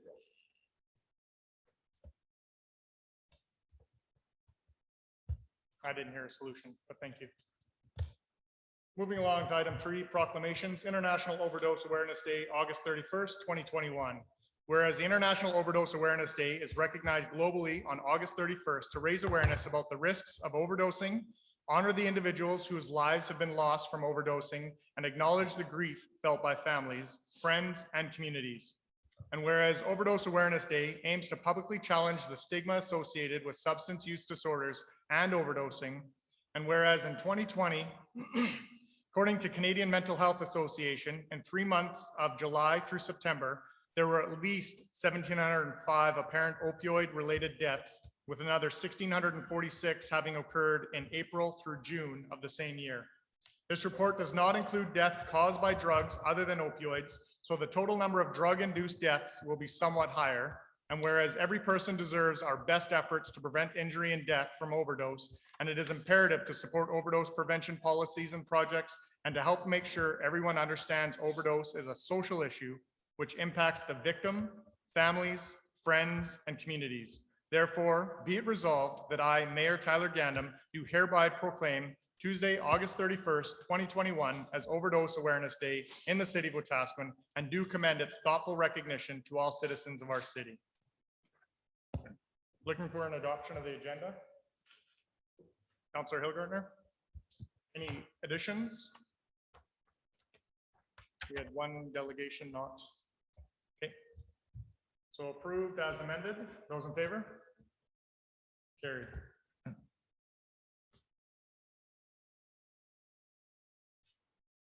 Item 5A, approval of the minutes, regular council meeting of July 19th, 2021.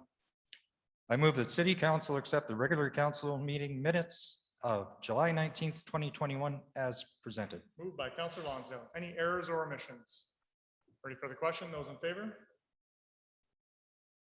Item 6, public hearing, bylaw 1997-21 to amend the land use bylaw 1804-13.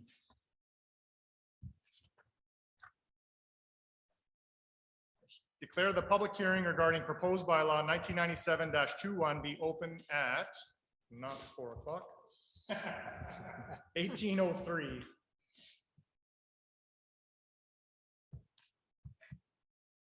I will ask the manager of planning and engineering to explain the proposal or the purpose of the hearing.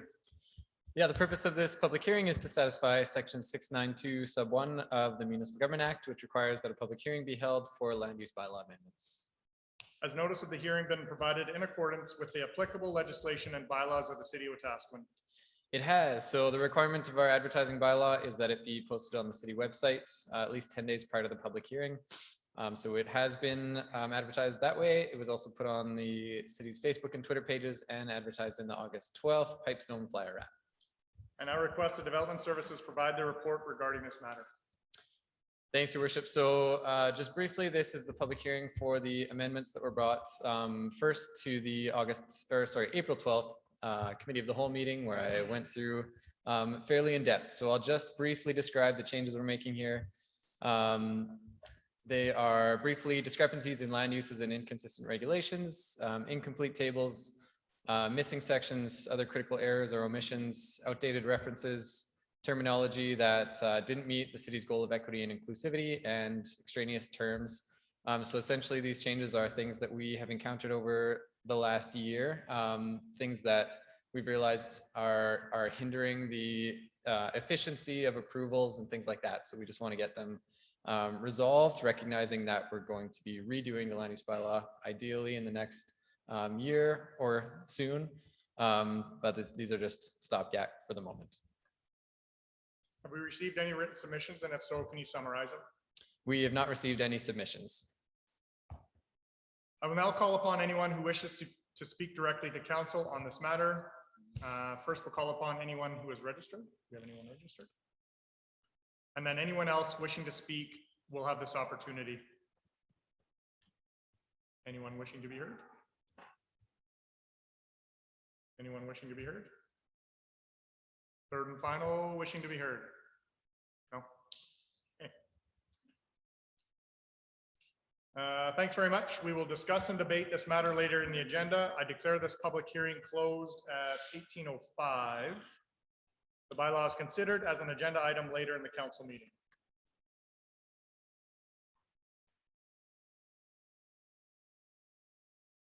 Our delegations, we're going to move to 7B, Winter Shelter Subcommittee.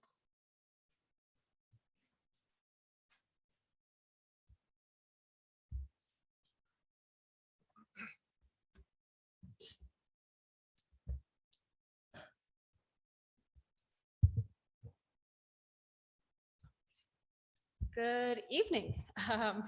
My name is Mackie Brumac. I am the Community Engagement and Development Assistant with Family and Community Support Services. And this is Misty Griffith, the Executive Director of FCSS. We are here today representing the Emergency Shelter Subcommittee, which is a branch of the Guiding Coalition of Homelessness.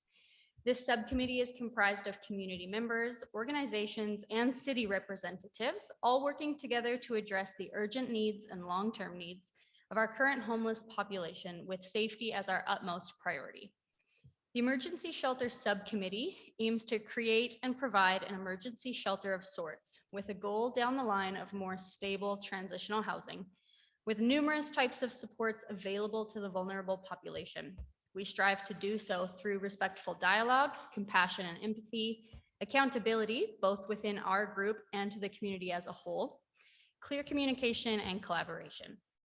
While we understand the timely manner associated with this endeavor, we are working on a short-term immediate solution. We also recognize that we need to start focusing on long-term outcomes if we hope to have any sustainable success within our community.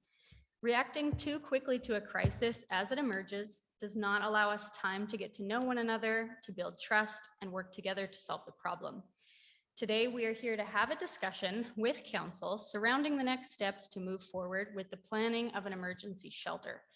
Our committee has a lot of great ideas, but we recognize that in order to move forward, we need to build a strong foundation together with the input from council, numerous organizations from within the city, research and be well informed before we can effectively create sustainable change.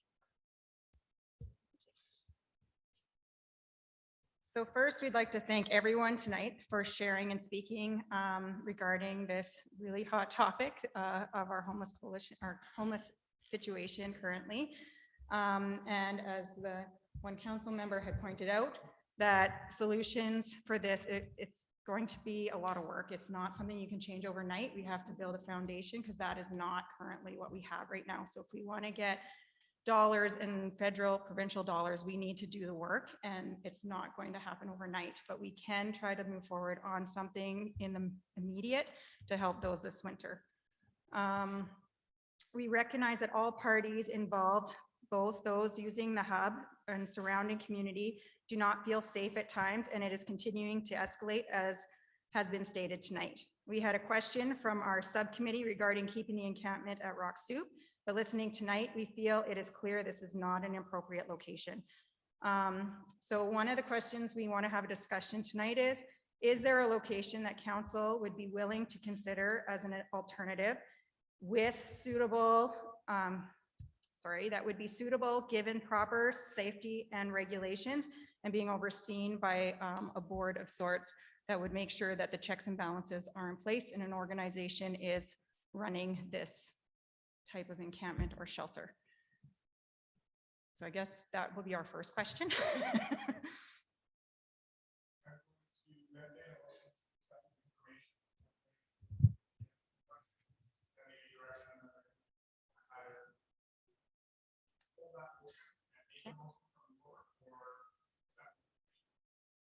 So do you want me to keep asking or just keep going? Wait, okay.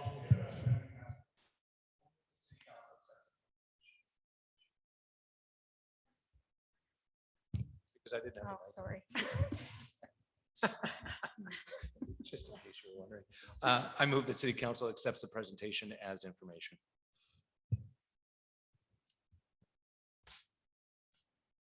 Are you looking for dialogue now? Yes. Okay. Comments, questions? Councilor Billingsley. So I guess what we've got to decide, at least on this portion of it, whether it's a board of what exactly it is that we want to have. Are we looking for 4 walls and a door? Are we with some heat in the building? Are we looking for food service? Are we looking for council? What is it? What is it that we envision so that we at least can go forward with that and not just it morphs into something else? I think that we need to decide of what exactly that service is and stick to that service and not let it, like I say, morph into something that we had no intention of it being. Councilor Nielsen. I guess for me, recognizing that there is and has been over the last number of years a need for a warming shelter, and hearing some of the comments tonight from I suspect are pretty informed persons on this topic, recommending move slowly and so forth. I would see a warming shelter with a limited capacity. I would see the city or through FCSS putting out a RFP for a provider. I worry that if it goes to a board, it becomes a volunteer agency, and then depending on who you get, they may or may not have any of the necessary skill set to deal with the issues, much like what we heard tonight from Rock Soup themselves. And find a service provider that can provide that shelter and start I don't know if start's the right word. Continue identifying medical needs So we have an idea of who our clientele is, what are their medical needs. And so we have a clearer picture of the nature of the population that will need to be served moving forward. I would like to see a shelter that is open during nighttime. I don't see it being a 24-hour shelter.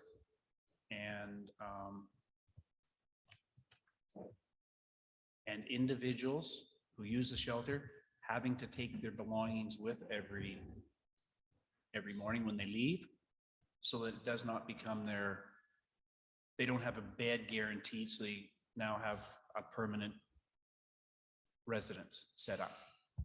And we serve however many people we can serve based on the number of beds we can provide. I think Dean's other comments, though, are really critically important. I don't know how other people would examine it, but it's one thing to have heat and lights. And and I've said before, and I've even shared it with Rock Soup, I've got real concerns about the sanitation element tied in at Rock Soup. And I think the whole business of sanitation has got to be addressed. And I also think, and then I'll keep quiet, I also think the RCMP have to have a very direct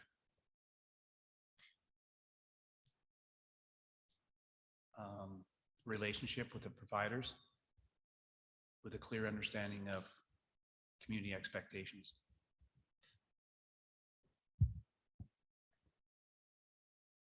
Only concern I have with the only for nighttime is that when we ran the shelter before and it was only during the nighttime, we didn't have anywhere for the vulnerable population to be during the day. And then it started to become into businesses, bank vestibules, apartment buildings, lobbies, that sort of stuff.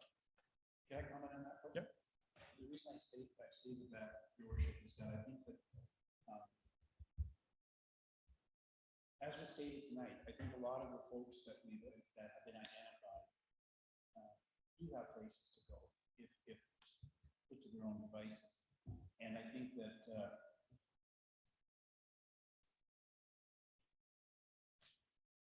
if you start considering a 24-hour service, then I think what you're able to have.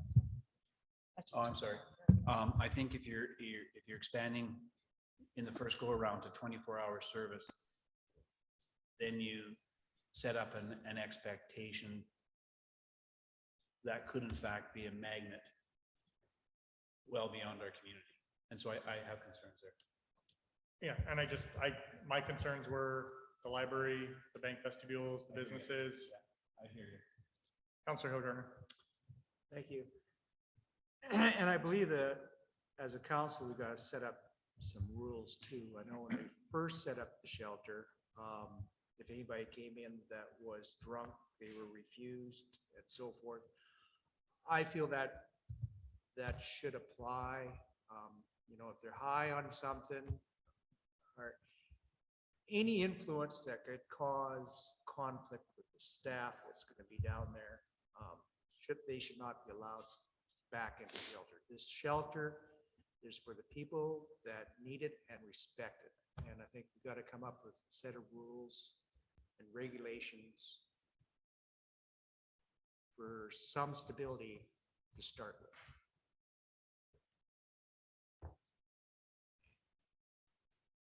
Councillor Lanza. Thank you, sir. I agree with Councillor Nielsen. I look at a warming shelter, looking for a qualified committee to come in and run it.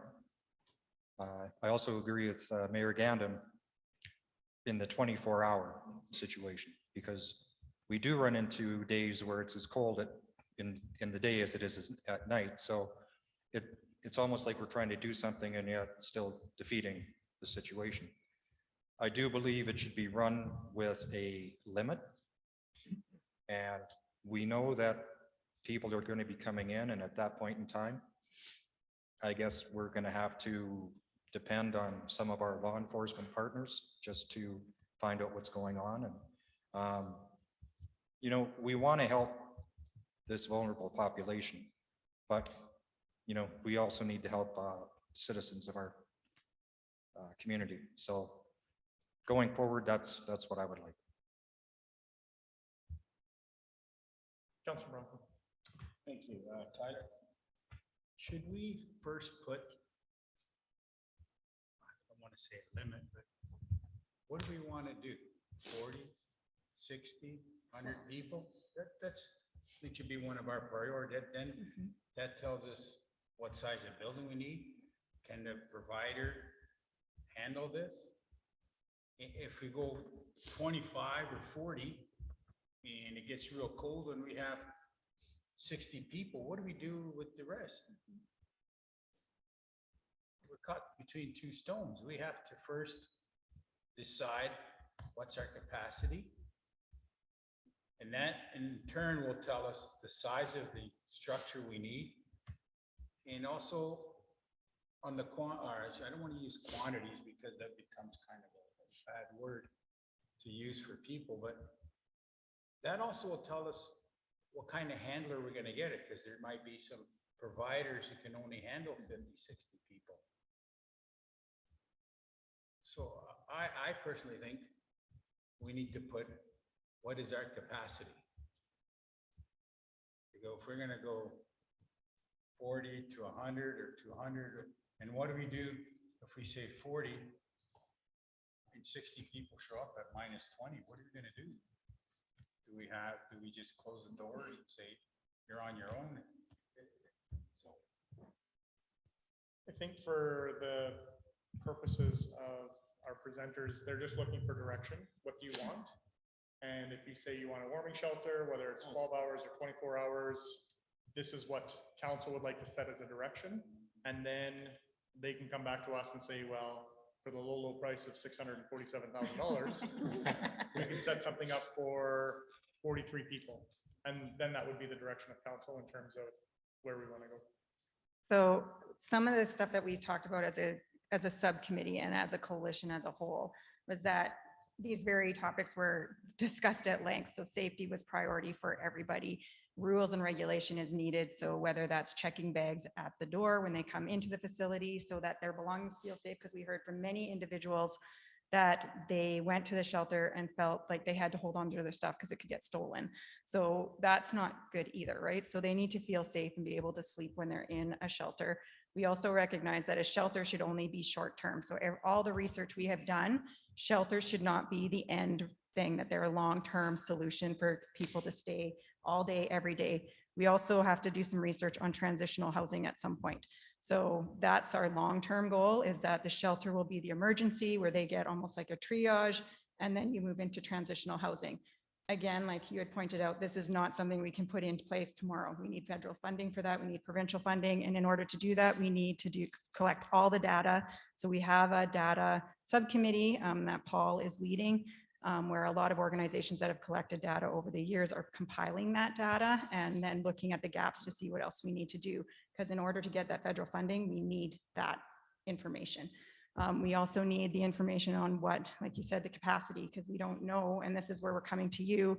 We can make all the plans in the world for what we think we need for a shelter, but if the city says no, we've made all these planning and wasted a lot of time and energy in something that we can't put forward. So that's why we're coming to you, is to find out what do we need, what can we make work, and whether we need to start looking at federal funding, provincial funding, start doing fundraising and donations. It shouldn't all fall on the city. This is something that's bigger than just the city. We know it's a regional issue. It's not just city. So we need to look at that from a full perspective.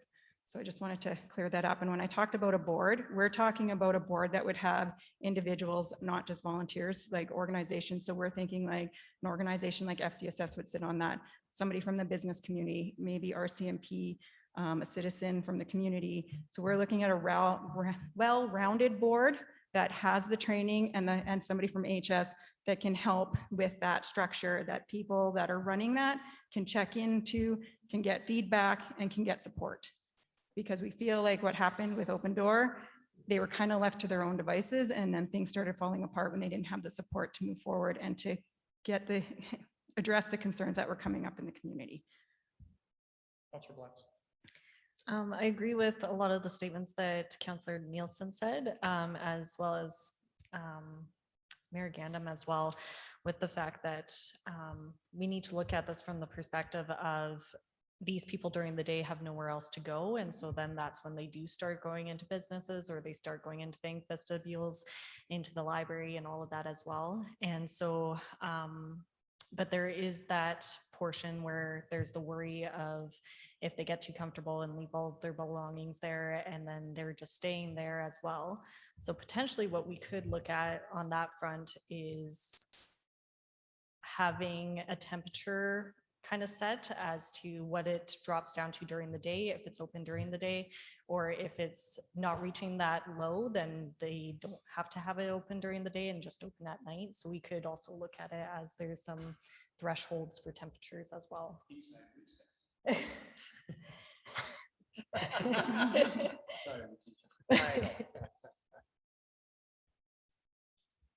Councillor Billingsley. That's sort of what I was going to, you stole my thunder, as far as setting guidelines as to when it would be operational, just as opposed to saying we're open from November 1st till March 31st, when all of a sudden it's beautiful out, like the March we had this year, right? I mean, so I think that that would be important, and that way we can then, I don't have my microphone, hard to believe. So I think that that would be something that would help alleviate the problem of it becoming a new place to live, as opposed to an emergency shelter. Can I, and you're more than welcome to sit on that board to determine its operation.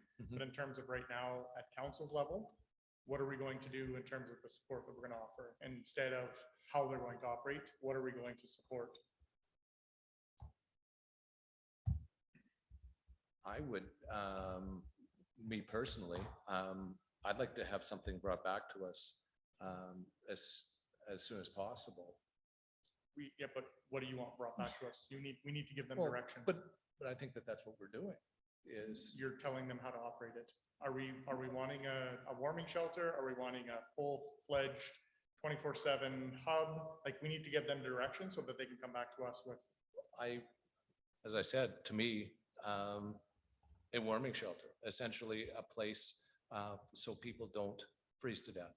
I don't think that this committee has the expertise to do anything more than that. And not saying that possibly a hub or something else. And that was my first comments were decide what you're going to be and stick with it and if that's just a emergency shelter, as this was delegation was called, that's what it is. This is not wraparound service. This is not anything other than an emergency shelter. So, excuse me. So we look, when we say emergency shelter, I'm thinking if I watch the old MASH movies and they have a medical tent up there, and they have a little heater in the middle and coffee, you know, you're cold, you want to get coffee warm with the little, what do you call those, military beds, or is that what we're looking for temporary, or do we want to put a Quonset that we have heat? We obviously gonna have to have heat if it's gonna be -40, just wood burning or wood burning gas or. So what we kind of threw out a few ideas because we weren't sure. This is the problem, because we don't know what we would be allowed to do. So we were thinking like you can either have a designated encampment that has a fence and security around it so people can check in, if that's all we can afford at this point. Is it a building that we can somehow get zoning permit to use, but we'll have the proper facilities, at least for bathroom, because we feel that was a big issue. It needs to be at least properly set up for the people that are using it, or is it something like a tent? So that's kind of where we're stuck, is that we don't know with the zoning, how do you get that zoning in place? What steps do we need to take? Because we can't really keep planning for a building or for an encampment or for whatever if we don't have the proper way of doing it. And if we're going to look at zoning, we need this to be, this might be temporary for now, but it's going to move forward long term. So whatever we put in place, we're hoping this is going to move long term as it goes. So that's where we're kind of stuck stuck. So we did, like I said, I think we sat till from 1 to 4 o'clock, like going around in circles, trying to figure out what does the building look like? What are we willing to give up? And we said the same thing. Right now it's shelter. That's our number one priority, shelter and safety. So the support services, we know it's important, but right now we need people to stay warm in the winter. So I guess that's where we're coming to you. We can make all the plans, but we can't do it if we get told, no, you can't do that. That's not properly zoned, or we don't have a space for it. Then we're kind of back at square one again. Councilor Nielsen. Thank you. I'm going to preface my remarks.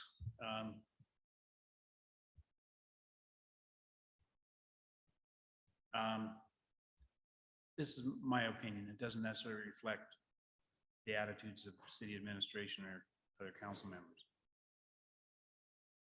I think you've been very nice in one of your earlier comments. And I sort of take exception to it, not because of what you said, but part of the problem, from my opinion, about why we're here, was that I was unhappy with the last provider. You made a comment that Open Door was left to its own devices. And I just want to correct that from my perspective, which is they were not left to their own devices. Open Door chose to do it in isolation of anybody else's input. And that's part of the reason why I think we're where we are right now. End of soliloquy. On to the next piece of this. And I see the question being asked being, are you guys on council okay with whatever we have being on city property? Or are you preferring it to be on an available property that is not the city's? In other words, we go out and we find an available site. And I think that's a bigger question, because when we look at available property, I think there's limitations about what we have available to us. Is that fair, Sue? Through the chair to Councillor Nielsen, there is. So, and one of the locations that's been talked about a lot is the road to nowhere over by Walmart, which we have property. So I guess the question I would ask my colleagues here, are you okay with something being set up on city property? Yes or no? Because that will then limit you as to what your other alternatives are. Or are we saying no to city property, go find an existing building somewhere? And then if that's the case, where are our concerns about available properties? I mean, we got one on Main Street. It's an empty store in the corner. Are we okay with that? If they'll lease it to us? I mean, I'm being facetious with that remark, but I think that's really the question that's being asked here tonight. Where's our comfort level on a location? And that will drive what they can do in terms of trying to secure something. And that's with the proper communication and community engagement to make sure that we have conversations with the community around wherever we decide to put it. That engagement needs to be done and has to continue to be done throughout the whole process and even after it's put into place.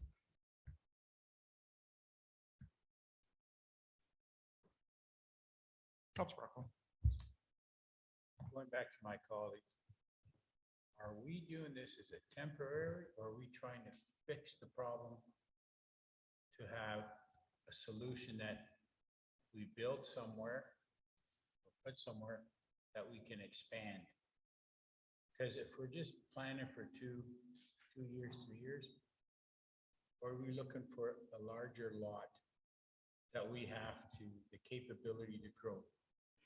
Because So if we're getting government money, they're going to control it. So I think the short and like in our dream world, we would love to be able to say that if we're going to get a property, it'd be nice that it would be something that would eventually be able to grow into something more. If that can't be done, then we got to look at something short term. But ideally, we would like something that, you know what, we got the zoning, we got whatever. This is like it right now, it's temporary because we can't afford to build the building, but we're using this property to eventually grow whatever we're growing. That would be our ideal. Whether that can happen or not, I guess is kind of based on what with this. And my other question, we have land all over this community, we have some over by the lagoons, we have some over hardware. what is the radius or the circumference that you need to have these people that have to be near? We've always been told further south because that area is more vulnerable. Can we put it to the north? Could we put it to the east? Could we put it to the south? Like, would we have an area over where we dump the snow hauls over there with the fire department as a training facility? If we were to put trailers out that way. I think that's why we're coming to you, because we don't know.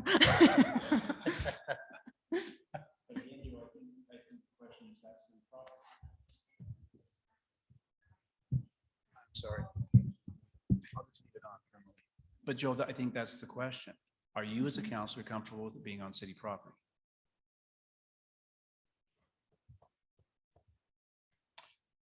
Yes, but an area where we have a facility that they stay there, they just, when they're not there, they don't disappear during the day.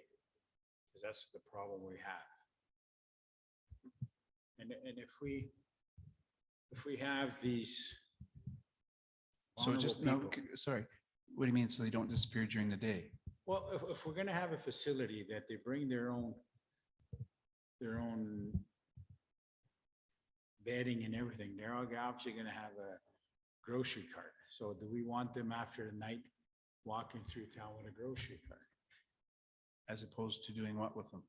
Well, if they have an area to stay, we have a facility that they can stay, but even there are gonna be days where it's -40 or 30 outside. They're not just gonna go in there to sleep in the winter. So during the day, they can't leave or they can't? It's not that they can't leave an area where it's hard to say that, because let me think about it now. And I think that's where the transitional housing comes into play, right? That we don't have right now, because they have no place to go after. So that's the long-term solution, is that eventually they'll be able to go into transitional housing, because that shelter should never be someplace that they live. It's just a place to go where they need help and get guidance and support and then moved. But that again is not something we can fix. No, we need the Right immediate away. emergency shelter in place now. Yeah. And And then that would lead into our funding for our transitional housing, because then we can keep the data and show we need transitional housing and affordable housing. Councilor Hilgerner. Stole my thunder again. No, no, that's what I'm saying. We gotta stay focused. This is a temporary heating facility, so we don't have people freezing. It's not for drug related or nothing like this. This is just to help the people that are homeless to survive the winter. We got zoning issues. I think it's up to council to find out the zoning areas where we could put in a place, a temporary place. And as far as I'm concerned, the time of operation of the place will rely on the temperature that is outside. We have no control if the temperatures, like if the temperature is -40, but during the day it's up to 0 and they want to leave, we have no control of holding them there. They can leave. But they do have the opportunity, if it's -40 and during the day it's -40, that they can stay in there. And I think we've got to get down and focus just on that, not on the whole big picture, but just on something for this year for the homeless. So then, I get that, but when it's not -40, say it's -10 or +10, what is our solution for our vulnerable population in the community? Like, just because it's not cold doesn't mean they don't still need a place to be.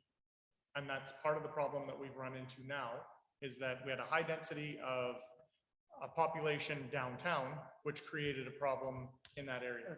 Prior to that, we had a spread out population of vulnerable people on the south end of the city, but they they still didn't have a place to go and still created issues on the south end of the city. Now that we don't have the hub where you could have that concentration of that population, now they've moved to Rock Soup and the adjacent property. So finding a solution for the cold weather is really, really good. Capping it at whatever temperature the board or the committee decides that they're going to do that at. When it's not to the threshold of here's where you can be in our emergency shelter, what then are we doing with the population that are struggling to find a place to sleep, struggling for a meal to eat, they're stealing to make ends meet, whether that's for drugs and alcohol or for food or just the basic necessities. Like there's such a much larger picture of what we need to do to turn the page on the social issues that we're having in the city. Somebody called it was a social crisis. The social crisis that we're having in the city, it's not a matter of finding a corner of the city to have them sleep when it's cold. It's a matter of finding a place where they're safe, the community's safe, and they're accessing the programming in order to transition into transitional housing and being back in society and having that role to play. Having just a place to be warm is not solving any of our issues. I agree totally, Tyler, with you. But what is being brought forward is a winter shelter. I know, but that is what we're dealing with on the table right now. No, Okay. Okay, Yeah. and that's fair, but what we need to do is give direction on what we're going to do. So again, in terms of cold weather operation, when it's going to be operating, what we need to give the committee or the board now is direction on whether or not we want it on city property, and if not, where, and if so, where, and are we willing to support this so that they can bring information back? If council doesn't support this, there's no sense in them going and putting in a bunch of time to bring back information for council that they're not going to accept anyways. So we just have to give them the direction on what we want, where we want it, so they can bring back the information so that we can get that started. Okay. The whole other social issue part of it is the bigger problem, but we just need to give them direction that we support that initiative, and this is the work that we would like to see them brought back to us. But then I think on that case then, like, other than city-owned land, is there any property that would fit into the guidelines with not being rezoned? Like, I don't want to go. There's not a building in town right now that would support that. Okay, so then we're back to focus city property. So let's focus on that. Like, we can't go all over the place. So let's stay on one area. Councilor Bronco. I still have, Mike, I still have a very confusing aspect to this. And I said it again. The size of the area, the city property is going to depend on how many people we want to allow at night. We have a vulnerable, as Tyler says, but if we have, let's say we have 30 people and 40 show up, what are we going to do with those other? If we allow 10 people, then what good is it to us to turn away 10 people? Doesn't make, I'm confused. Either we take care of all of our vulnerable people or we don't. We're picking and choose who's going to live and die. That's the dilemma I'm faced with. If we have bylaws that says we got to have so many people in our own property, so many beds or whatever, square feetage, whatever, but how many people do we want to take care? And if we turn those people away, what's going to happen? I think that's the first question we got to ask ourselves. How many people do we want to take care of? Sleep at night? 30, 40, 50? And what do we do with the rest of the 30? Or the rest of the 50 show up? So if we have a whole bunch of vulnerable people at, let's say, the Rock Soup, and there's 40, but we only allow 30, what are we going to do?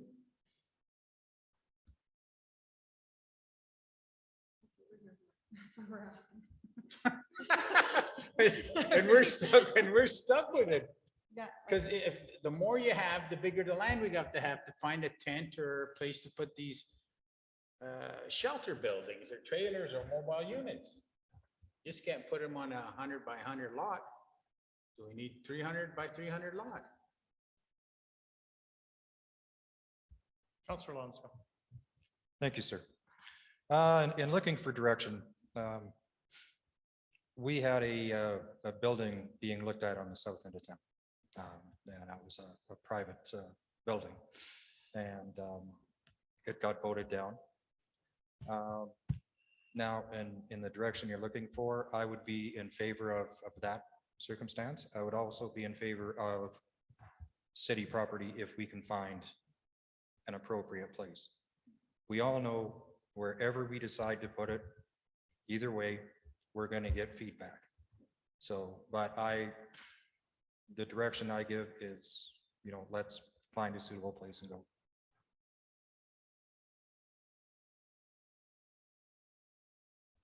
Sorry, the direction you give is what? I'm okay with city land and I'm okay with looking at a private building. Because I thought the direction they were looking for is it okay to be on city property? Yes. Okay. Straw poll. Who else is okay with it being on city property? Okay. Councillor Hillgartner. To Joe's comment, I feel it's not how many people will fit into the place. It is actually the budget that we're going to come up with that is affordable to our tax base, that we can afford for now. And that's what we've got to stick with, is how many people can we supply a bed for on so much money? And that's what's going to dictate. And then I'm going to be sorry and blunt. If it's 30, it's 30 people that we can afford this year. We can't say, oh, well, then we better build another place for another 30. No, we've got to come up with a budget, and this is how many we can afford for this year. And I think that like, we sort of need to come up with that, give them direction. We need a budget. We don't even have to give them a budget. We just have to give them the direction. Well, direction, yeah. But we have to have a money, like how And we're much. going to continue advocating and lobbying other orders of government to try to find the funding to support that as well. But as long as we know that we're not building on, we need 100 rooms, but we can only afford 30. Well, that's it. I think that's the same thing where I'm going at it. I didn't put. I think that's where I was going at. How much, I hate to say that word, how much are we capable of handling the homeless? And that will dictate how much we spend. Right, but that's not the discussion for today. Yeah. Councillor Billingsley. Thank you. I don't want to get lost. I understand what you're saying, Tyler, as far as concerns about the wraparound services. But I don't want to get this winter emergency shelter lost because we can't either come together, agree on what that should look like. But I think this is important and very important because this is going to serve as basic needs for some of those people that are going to require this type of service. So I think it's very important that at least this is done. And if we can agree, decide on either a wraparound service or whatever that may look like, it to be separate from this. Yeah, and to me, that side of it is irrelevant. My point is that we're not getting into the operation of it, which we are diving into right now in terms of how many we're going to serve, when are we going to serve, at what time can they be there, where are they going throughout the day? Like, that's all they would like to know is, does the city support this? Do you want us to come back with some options and some costs to have a warming shelter, a full shelter, whatever it happens to be? This is the information we want to have come back, and can it be on city property? Then they're going to bring back the information. So we've already established that it can be on city property. We're looking for a warming shelter at the very least. and you'll come back with some magic and some answers. No pressure, but you are now in charge of solving this. Was that it? Thanks. So- But Thank you. So I guess you answered our question. So that's awesome. So we can start moving forward as our subcommittee. And I just want to say, like, we're not going to stop working just because we found the shelter.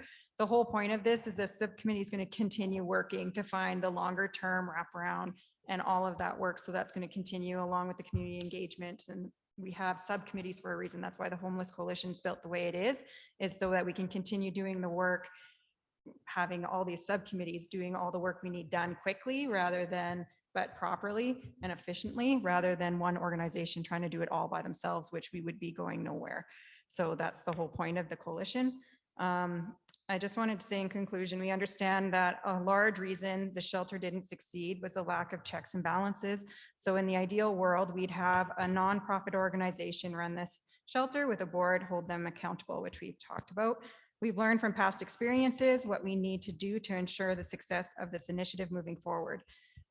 We would need a well-rounded board, which we talked about, and we also have community engagement communication subcommittees in place already to ensure that all voices are heard and that we take all necessary steps to be clear and transparent about everything encompassing these endeavors.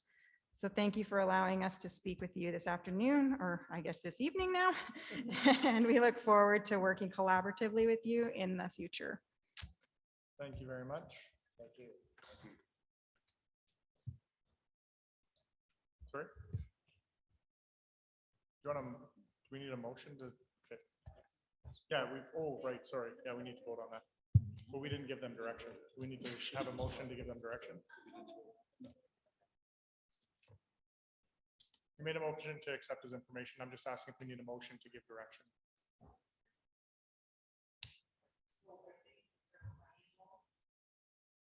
I think if there was a decision that related to money right now, we would need a motion. I think the group can go forward based on the discussion today. And then when they come back, there will obviously be a different ask.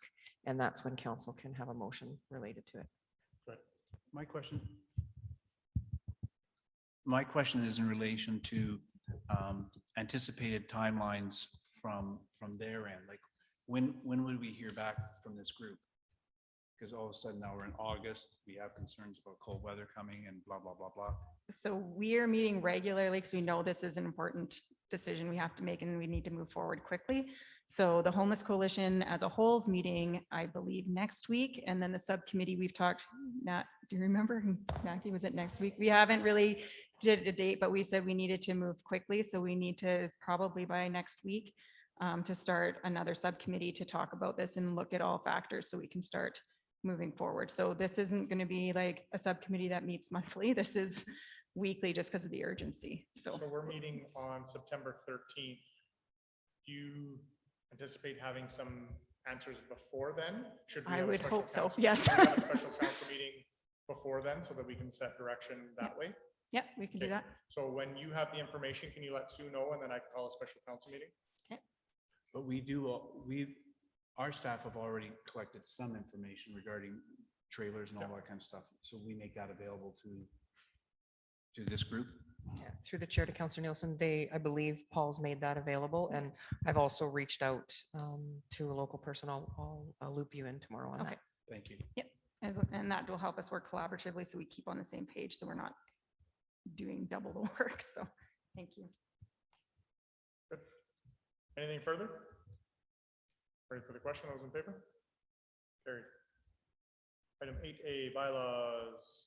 Bylaw 1997-21, land use bylaw amendment, second and third reading.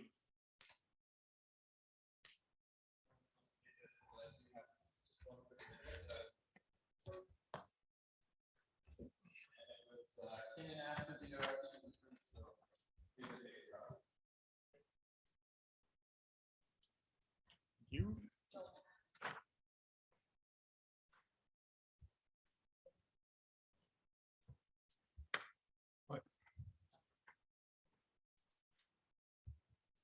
Text you?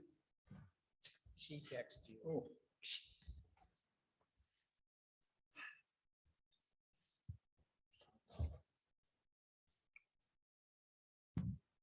Thanks, Your Worship and Council. So this is second reading of the bylaw that was given first reading.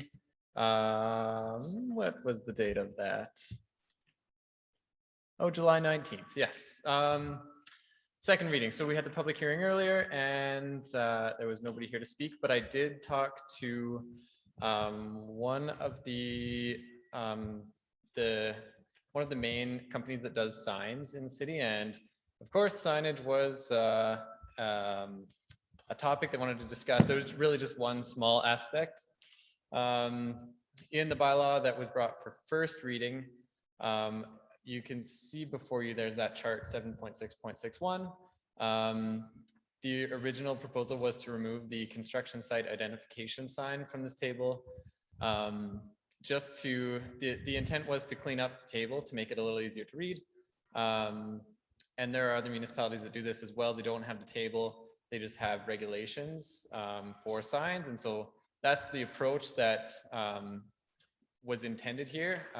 This company just said that actually makes it more complicated. They were worried that that would mean that construction signs, there might be interpretation issues if they came forward for approvals and things like that. So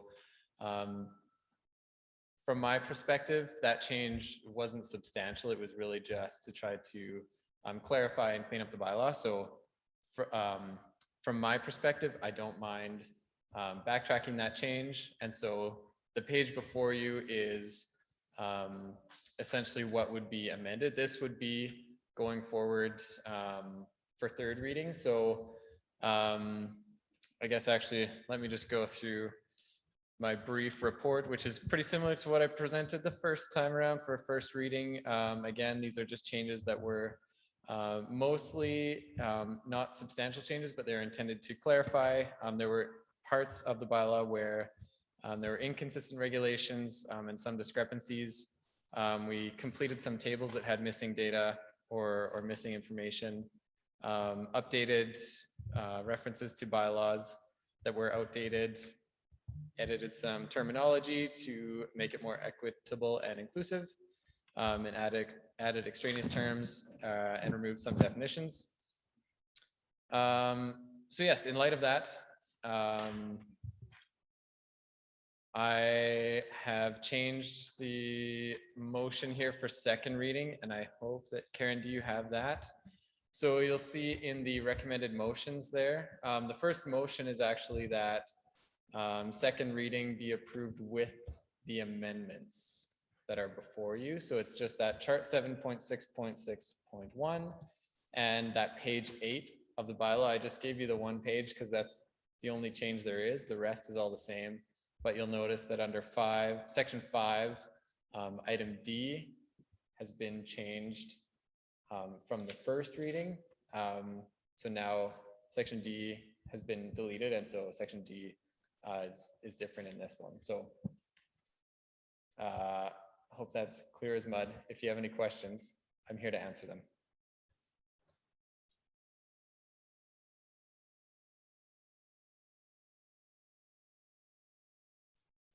Councillor Hildgartner.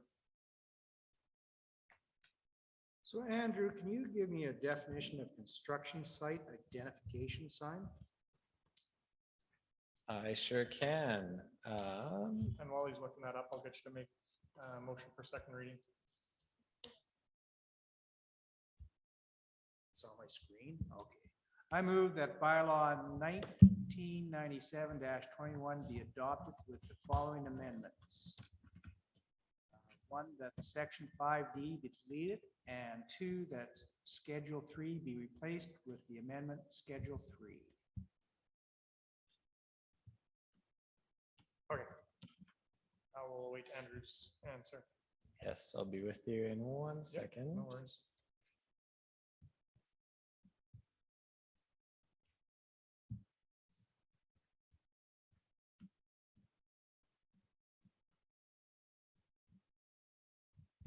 So the definition here is construction site identification sign means a temporary sign erected on a site under construction for advertising or providing information related to the construction project.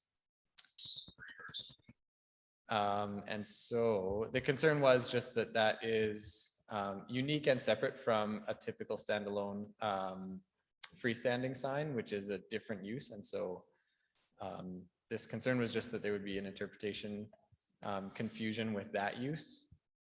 There are regulations that aren't changing. Sorry, go ahead. So that sign is permitted.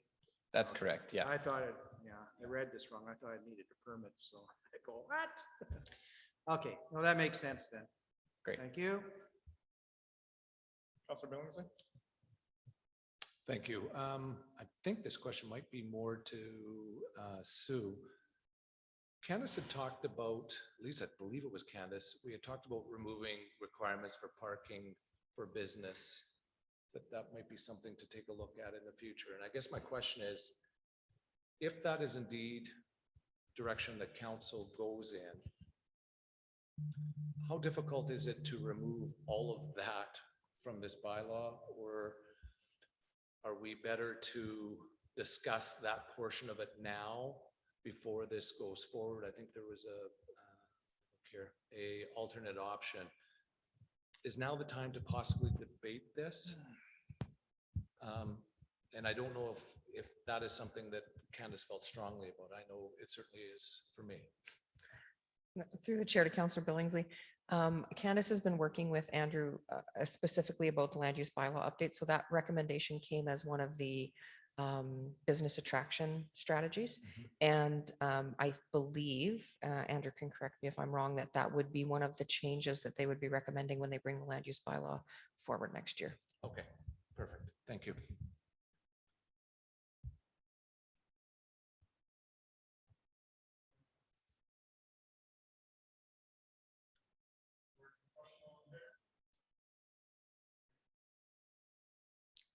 Thank you. And then I guess just to clarify, so now third reading can go forward with the amendments that have now been laid before you. That would be the entire bylaw going forward for third reading. Okay, I move that that council approves third reading of bylaw 1997-21.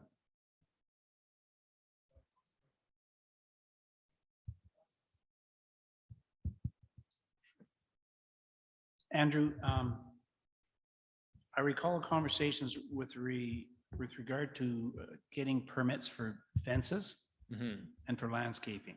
And then I tried to find it in all of this, and I'd like to revisit those if I could, but I don't know where to go to get them. Sure. Well, let me see here. I believe I included my presentation from Committee of the Whole because that was a little easier to navigate, but maybe I didn't.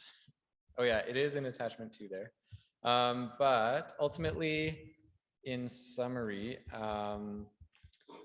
we actually, after first read, or actually, sorry, after the Committee of the Whole discussion, we decided to require fence permits in all cases, ultimately because it's just better in the long run. There are lots of situations where landowners will come and ask for a permit for the fence if it was built over the neighbor's property or something like that, and there hasn't been a record of it. That's an issue for the landowner, and it's an issue for us. It costs us time as we have to go pull the file and things like that and have a chat with them about how to go forward. And it'd be a lot easier if we just had it on file and we could provide that information for them. It helps us with enforcement situations like that. So ultimately we determined we will require a fence permit in all cases. It still doesn't cost anything, and we'll just keep it on the file. Okay, so as I reflected on that, I thought, because we talked about repairing a fence, replacing it. Right. So what I don't understand is if a fence is already up and you're replacing the fence, where we're not talking about relocating it anywhere else, what purpose does that serve to have them have to come in and do a permit? At this point, well, if it's a development permit, for any building that you're going to be rebuilding, if you're rebuilding your house, you would need a new set of development permits as well. So it's the same process. And probably actually fences are an even better example because chances are there wasn't a permit pulled in the first place. And so that's where the classic situation is the fence is there, but it's across the property line. And so having folks apply for a permit allows us to review and then we can catch and say, well, the original fence actually wasn't built on your property, for example. You'll have to move it a foot over for it to be on your property without So encroachment. you're and that kind of prepared to thing. pick up the survey costs to ensure that it's on the right property line? No, the survey would be done by the landowner. Typically, we'd compare it to if there's an RPR already on file. And if not, I mean, we aren't doing surveys for people. But it's up to them really to determine that. We often do have RPRs on file, so. No, but so here's where I'm going with this. It's just, I want to replace my fence, but I've got to come in and get a permit. But the permit then has to confirm that it's actually located currently where it's supposed to be, even though two adjoining neighbors are quite happy with where the damn fence is. But I have to be able to demonstrate that it is where it really should be. And so now I've got to find a survey company to come in and do a survey for $2,000 or $3,000 to confirm that the fence really was in the right place to begin with. Yeah, for fences, we don't require a survey as part of the application. Just a hand-drawn sketch is good. So yeah, we don't confirm that it's on the neighbor's property, but it's an opportunity for us to look and see, particularly if it's on the city's property. That's more of an issue. Okay, and then if I could, the other question is related to landscaping. And so the reason for pulling a permit or taking out a permit for landscaping was the concern that it would change potentially drainage, land elevations and all of that. And the question I think it was Councillor Bronco that raised was, so I want to put in sod. I've currently got it all in gravel. I'm going to put it in sod now. Or I want to replace a section of sod. I've got to come and get a permit because why? I believe we removed that requirement. Let me confirm.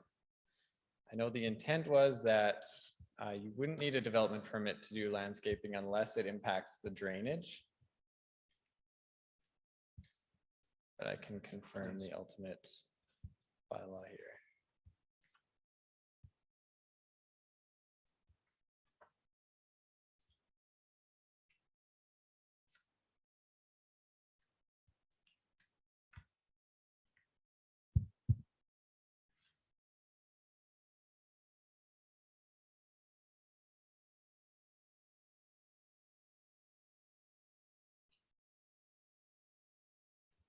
If I recall correctly, I think that discussion was about, I don't think we actually changed that in the bylaw. I believe the discussion was about, should we require permits for landscaping? And we currently don't, and the bylaw doesn't change that. Does that sound accurate? I don't know. No? Okay, correct me then, yeah. Yeah, it's drainage. You said as long as it affects drainage, you have to get a permit. And I asked you about the raised flower beds. You said, yes, you need a permit because it changes grade. If you're doing a gravel drive or you put concrete, is that not changing grade, or it's the water still drains, but the ground doesn't soak it? But the ground doesn't soak it. Sorry about that.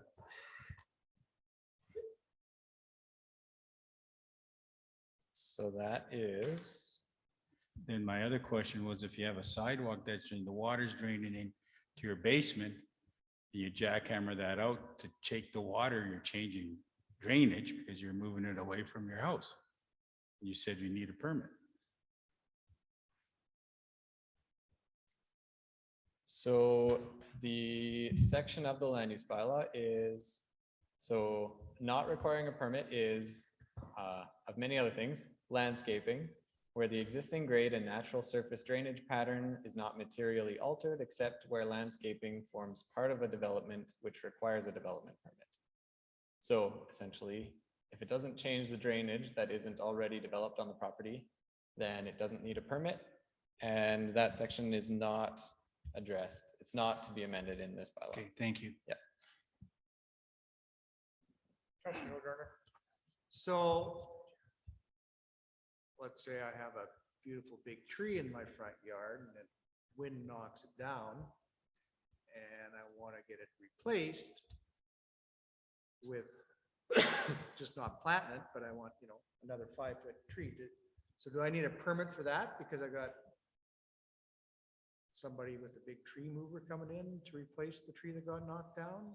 Or if I just dig in this 5-foot tree and mound it up or make a water well, which is probably diverting it, do I need a permit? Like, I mean, typically trees on a property don't impact the overall drainage. The real issue with drainage is whether if there's an increase in drainage from one property to another. And so typically a tree on a property, it might change the flow on the property, but that's not what we're concerned about here. yeah, okay, thank you. Councilor Rowe. Thank you, Tyler. Question to ask you, you do development. Two property owners are building a house. You gave them the permit to build, one's higher than low. 2 years down the road, the water drains to the other guy's property. Who's responsible for that when it was approved by the city? Well, that's a great question. Maybe I'll defer to Sue on that. Through the chair to Councilor Bronco, we have a site drainage bylaw within the city. So homeowners, that's a civil matter. They are responsible. When the city approves lot grading, it's approved to make sure that there's a common swale and that the water is away from the foundation. If there's been settlement or there's been changes to the grade after that, it is between the two private homeowners. So we will try to help them, but ultimately it's a civil matter. As we start to progress our development and in conjunction with engineering, we hope to be moving to lot grading certificates at some point because it's going to give us that extra added security that the lot grading is actually done properly. And in a city that is relatively flat, those are very important pieces that we haven't done in the past that we're hoping to do in the future. Thank you. So referring to another question on that, when a city does a project and it holds back drainage from residential or commercial property to get out, who's responsible for that?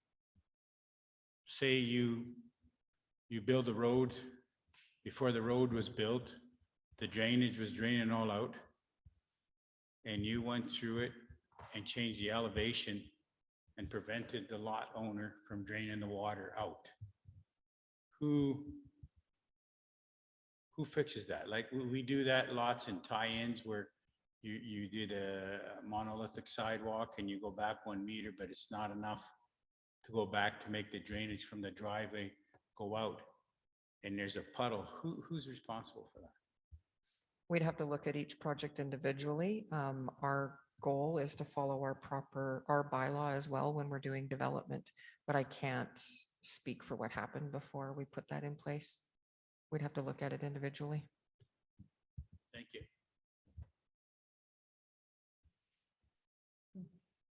Anything else?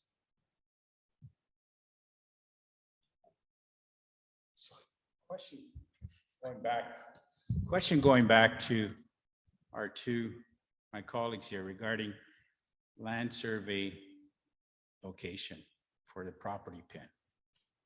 You're saying if the two owners agree to put the fence there, but it's wrong. Shouldn't somebody know where that property pin is? Because obviously the fence was there on property pin. So through the chair, when we review fence permit applications, ultimately a fence being on the property between two neighbors isn't actually, it's a civil dispute as well. So we'd review the permit, and if there's a big red flag that it's not on the proper property line, then we would flag that and highlight it to them. The bigger issue is if it's on city property, if it's ventured into the back alley or something like that, or onto the front, then we would want to address that at the permit time. Okay, so an owner who's not doing too good with his neighbor, decide he's gonna put a fence on at his cost, comes to you, gets a permit, you give him a permit, and didn't check out for a property pin location. And the other owner finds out but who's responsible for relocating that when you gave him a permit without? Through the chair, ultimately, it's the landowner. We don't require a survey or anything, just a hand sketch, just to show that the setbacks from the buildings are approximate. For a fence, it's not as important as a building because it's not as permanent. But don't you have to locate the property pin?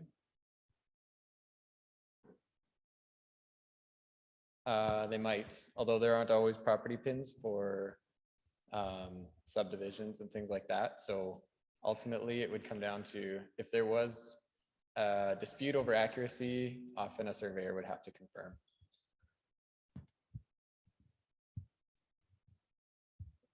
Through the chair to Council Bronco, in addition to that, so when I got here, I started asking a few questions, and apparently it was council direction many moons ago to not force some of these more accurate surveys because we did not have a local survey company. And so there's a lot of things that normally the development department would force, RPRs, compliance, surveys with fences as they go in the subdivisions, but because we were trying to be developer friendly, we did not require that. So if that is something that council sees as a problem or administration is running into a lot of issues, we would certainly bring that back to council to update that and then enforce that as part of our development standards.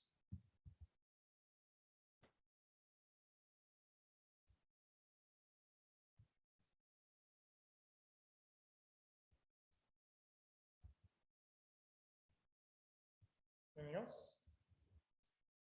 Ready for the question? Those in favor? Opposed? Carried.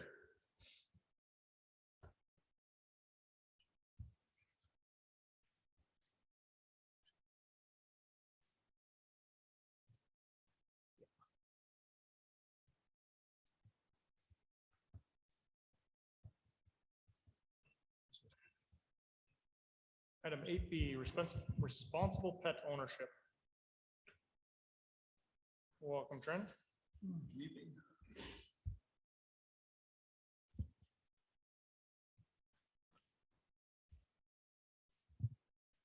Everybody hear me?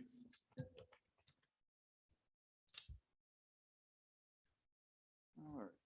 So tonight, yeah, I'm presenting the responsible pet ownership bylaw amendments that we're recommending. Basically, history I'll go through is basically on September 14th, 2020, it was requested by council to review the current responsible pet ownership bylaw and provide some recommendations in regards to service fees for animal licensing. On June 14th, I brought that before council committee of the whole just as information. So nothing's really changed as far as the initial proposal. I'll just kind of touch basically on the two sections that we are looking for. So in basically section 5, we're going from basically that lifetime more licensing to annual. So with that, we've added some amendments for underage, so 6 months, fixed and unfixed, and what years and stuff like that. And then the other thing that we did touch on, just because it came from our officers, was section 16 on limits. So we did have some surveys, had some discussions with stakeholders about limiting animals. So through that, I did some more research, found that Strathcona County actually had a over limit permit. So it's kind of basically like a home-based business permit saying, yeah, it doesn't meet our bylaw, but we come out, we kind of do a quick inspection. All the neighbors are kind of happy about it. So then we go ahead and issue the over limit permit for that residence, for that amount of animals. As the animals unfortunately pass away and they want more, they have to reapply for that over limit permit again, just to make sure everything's still in compliance and they have the facilities to kind of mitigate the concerns. The reason we also want that is unfortunately, if we do have a nuisance property, because we've had a few that we've come up with, we cannot go to court without this section in there because the judge can't make up the section as he's going along. We actually have to have it in here. So we're not looking at it to be a proactive thing. It's just more reactive. If we have complaints, that section's in there for us to use if we have to go to court over it. So that's basically it. So nothing's much has changed. And then also I did attach a fee schedule. So that's kind of based on, we did survey all the communities, obviously even Edmonton, we obviously have to look at we're not the city of Edmonton. We're, you know, a small city here, so we did kind of come up with some fees. So we kind of came with the unaltered. It was all $40 a year. If it's an altered and fixed animal, it was $25 a year. With that, we also had to go into vicious and nuisance animals because we do have those sections in our bylaws. So we did increase those fees because obviously you have a nuisance or a vicious animal. Not saying we're going to take it away from you, because that's one of the fears that came up, that we're going to take animals away. We're not in the business of taking animals away, but we are in the business of putting in conditions. And with that, obviously, if your animal has been involved in an incident, we're going to be an increased fee to keep your animal. And then obviously we'll put some conditions in on for that. Some of the things that came up was obviously the 6 months of age. We put that in there because we do have a lot of animals that are puppies and kittens that get out through no fault of their own, you know, kids open doors, stuff like that. Obviously, under the current one would be a higher fine. The reason we use 6 months is I did some research, is obviously at 3 months, you can neuter or spade any animal. At 6 months, it's kind of good practice. That's the maximum. You can go farther for some other issues, but that's rare. So to consult with the vets, we found that 6 months was a good time. After that, you can register as an adult if you want, but up that time, we kind of knocked it down the fees. Just that way, if they get out, they're not paying a huge licensing fee to have their puppies or kittens registered. Any questions? Councilor Nielsen. I move the council is first reading of bylaw 2000-11 cited responsible pet ownership bylaw. And I have a question. Moved by Councilor Nielsen, go ahead. Kind of, you indicated here in your information, there's been concerns brought forward by current animal owners regards to the transition. And so you're talking about grandfather for years. First off, what are the concerns we brought forward? And it was on, wasn't it? Oh, I'm sorry. Sir, I thought it was on. So you've got an indication that you had concerns brought forward by current animal owners and grandfathering licenses for 1 year. So number one, what has been the concerns brought forward? And if we grandfather for 1 year, when would that year commence? So the concerns obviously are, is everybody, you bought a lifetime license. So I bought the lifetime license. My animal hasn't passed away. So I purchased that and I'm entitled to my lifetime license. The only concern we have is if obviously we switch over to annual licensing based on discussion with IT and stuff, we have computer systems in place that can mitigate some of the basically self-serve option, but without having an end date for those lifetime licenses, they can't put them in the system. So then it may basically run in two different systems to run, trying to figure out licensing for animals. So basically, the concern was that they paid for it, but also the concern of we have to stop, like have a grandfather date that's fairly quick. So the year would probably be, obviously, if it's late in the year, so I would feel that 2023 is when we would start the annual license. They would grandfather till 2023.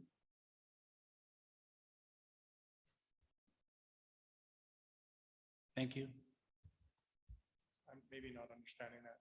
So you're grandfathered until 2023, and then you have to start paying for Annual the licensing, yeah, if approved, right? So that way our systems can click in that on January 1st. There's no way to say that, like, until the bylaws pass, say I get a dog the day before and the day after the bylaws passed. Yeah. I paid for my lifetime membership for dog A, but dog B, I'm on an annual one. There's no way to say that that dog A, who has an annual or a lifetime license, can't be the lifetime license. Like, there's a discrepancy in the way that we record keep that doesn't say that my dog A already has its lifetime So license. we are doing that. We're running 2 right now. No, I know, but I'm saying if this bylaw passes, there's no way, like, instead of setting up a 1 year grandfathering clause in it, that anybody who's paid for a lifetime membership license keeps its lifetime license.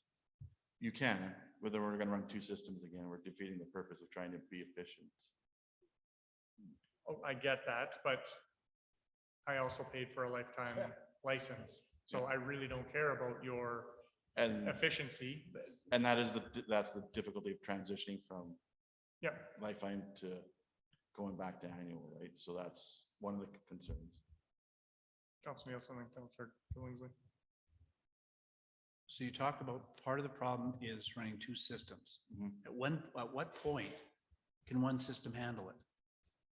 Annual, Annual. because every like December 31st, every year, that But, license but I- expires. I'm, and you can correct me if I'm wrong, your worship, but I'm hearing if I buy a dog today, I'm getting a lifetime membership. Yep. But on 2023, Yeah, January 1st of 2023 year. that puppy's gone. No, Puppy stays. but the puppy your- stays. Puppy the stays, license but your goes, license yes. is void. And I guess my thought is, if you're running two systems right now, if I buy a dog today and come in for a license, why would you sell me a lifetime license when you know in 12 months, 14 months, you're going to sell me an annual license? Why wouldn't you put them onto an annual fee immediately and let the latecomers? And that was just to address their concerns. So if council so decides tomorrow, when we implement it, we can put an online system in place that'll last for annual right then and there. No, I'm still saying run a two dog system.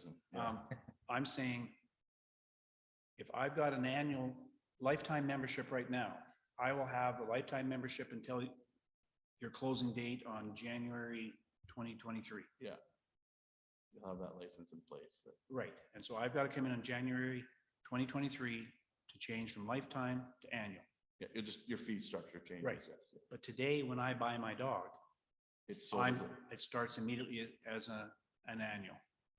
no, right now it'll be still an annual. a I'm lifetime. saying, Yeah. what is the problem if you immediately charge me an annual fee?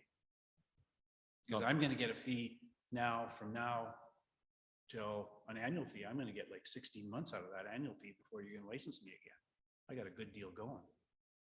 It's more money right now. Right, like if you buy one right now, like you're at your lifetime, it's actually more money than, so we're actually gonna make money up until. Okay, I'm obviously not hitting the mark So- here. Yeah. No. So for me, why are you going to sell me an annual license, lifetime license today when you know darn well you're going to turn Because around? unfortunately, that is the bylaw today. Okay, so you're saying that we can change this right now to go to that point, that beginning tomorrow, anybody coming in for a license would immediately go on to an annual fee. We can, yeah. And then you would grandfather those who currently have a lifetime fee. That is correct. Thank you. Sorry. That's where I'm at. I've got Councillor Billingsley. Couple things. I was reading through some of the comments last night, and I think it's really important to communicate that this is not a cash grab, even though it's a cash grab. But there's a reason for this cash grab. The expense that your department incurs far outweighs the revenue that comes in. Yes. So yes, it's a tax grab. However, there's a reason for it. It's a user-based system. It's a Yeah, user-based user-based, system, and yeah. I think that that's really important to communicate. Having said that, this lifetime license, I'm not a pet owner, but if I had paid for a lifetime license, I would be very upset that my pet is still gonna live for another 7 years, and yet I have to keep paying even though I already paid for my lifetime. Be responsible. Right? That's the reason why I don't have a pet. I'm not. So I'm wondering either we refund the people that bought the lifetime license and switch them if this is an issue running two systems, or we run two systems, because that's not fair when you've paid for something that is for a lifetime and we're saying, yeah, well, lifetime ended on December 31st, 2022. I don't think that that's right. Councillor Lonsdale. Thank you. And Trent, I just want to say, I agree with everything in this bylaw, except what we're talking about, the going to yearly licenses. I would agree with grandfathering everybody in right now that owns a pet, and I understand that'll be two different systems. But if we're running yearly, after we've done that, it's going to make people wanting a pet, they're going to understand that they're going to have to buy a license every year. But as Councillor Billingsley said, I think it is unfair to the people that have purchased one for lifetime.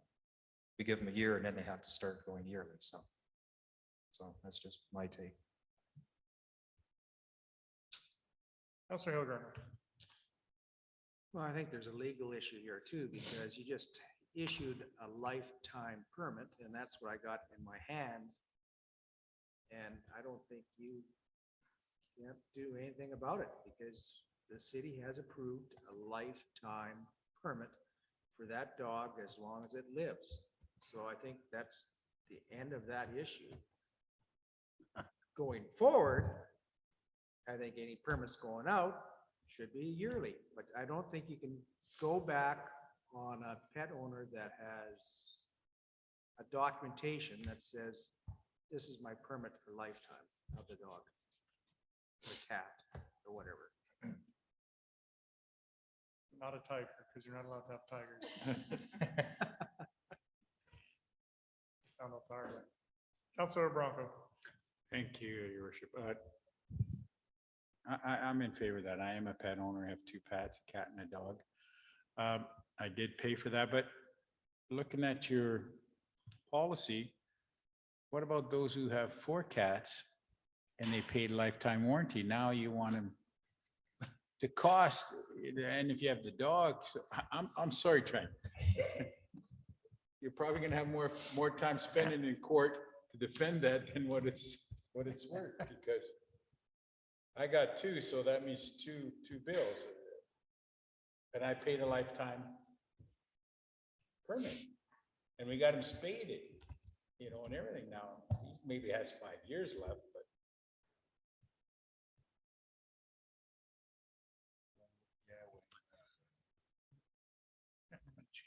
Councillor Sue, what have you got? And then Councillor Blunt.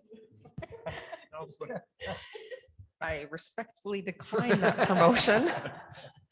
I just wanted to point out to council that you can make that change as a council and direct Trent to say honor the lifetime, but legally, council has the ability to change laws anytime they want. So we can give notice, which is part of what Trent's talking about. So even if we issued a lifetime permit, we can turn around at any time and change the rules previously, and then we just give notice to move forward. So I highly doubt we would be, someone might try to challenge us in court, but city council has the ability to make the laws within the community. So I wouldn't worry too much about that.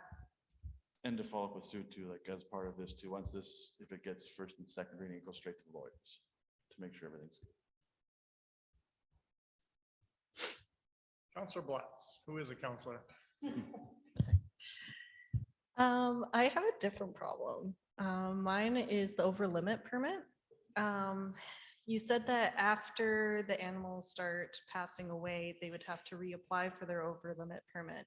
But to me, it would make more sense that that's a one-time permit of, okay, now you've applied for this. Once your animals start passing away, then you shouldn't reapply for it because you shouldn't have had that many animals to begin with, but we've accepted it at this point. So I'm just wondering what the purpose is of reapplying for an over limit permit and why we would allow that. So this one actually came from one of the private owners, which are show dogs, and there were quite a few of them in town. So they got quite concerned that once we don't allow the over limit, that'll affect them and some of their businesses too. So this was more of a business friendly and just kind of resident friendly. But I apparently didn't know that there was actually that many people that had show dogs. They have quite a few. So that would, and that's why we put into this over limit permits, that way they can continue to have their show dogs. In that case, can we limit it to just businesses that need an over limit permit instead of residences? Well, some of them are just not, they're not in business, right? Some of them are just show dogs. So it's kind of hard to, some of them are running a business and some of them are just, that's what they do for fun. Okay, thank you.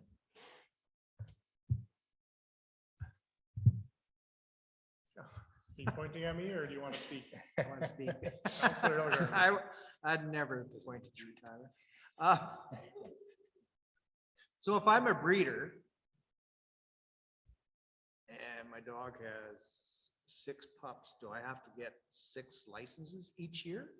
Even though that those dogs are going to be sold? Yeah, Is that what you're saying? Well, that's a whole different, that's a business and a whole different kind of. But you said some don't operate as a business.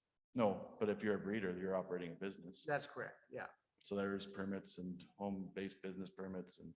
there's All other- right, so there's- if an independent person says, well, no, my dog had pups, I'm not a breeder and I'm selling them. They'll need, that's why we have the puppy license. It's in there. Cover all that. Or they can take the chance and have higher fines too, right? If they get out and we get a complaint and. Just keep them in the house. Yeah. Okay.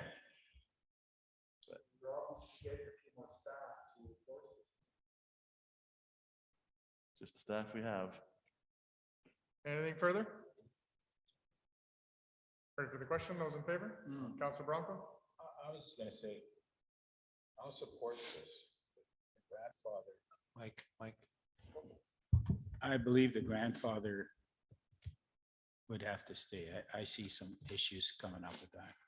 So if you're gonna leave the grandfather clause in it or make an amendment to it, I'll support it, but Yeah, that would be up to you to make that amendment. okay.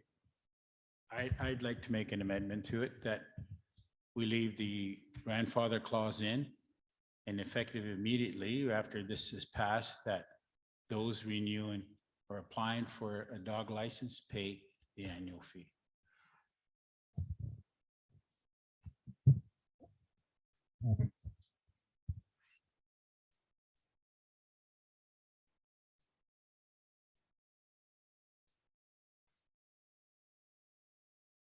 Can you show that on our screen so we can?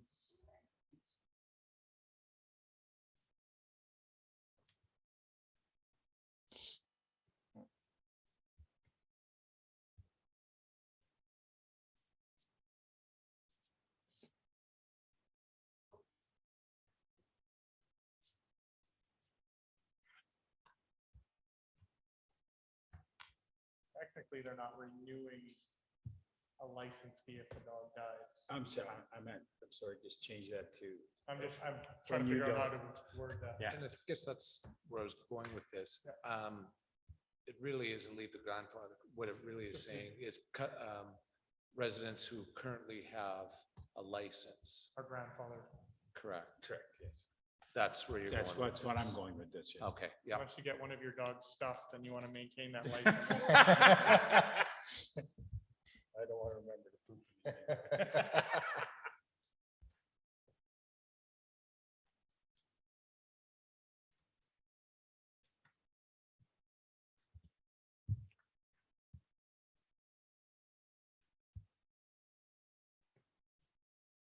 Shouldn't it be applying for a dog license? Well, it's not just dogs though. Or Yeah. or applying for a pet Pet, license? yeah. Or animal license. Leave the grandfather clause in, those who have it already.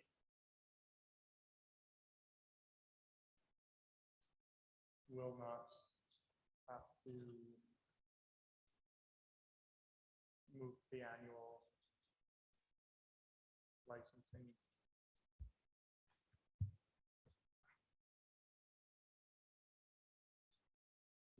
Then as well. Leave the grandfather clause in, those who haven't.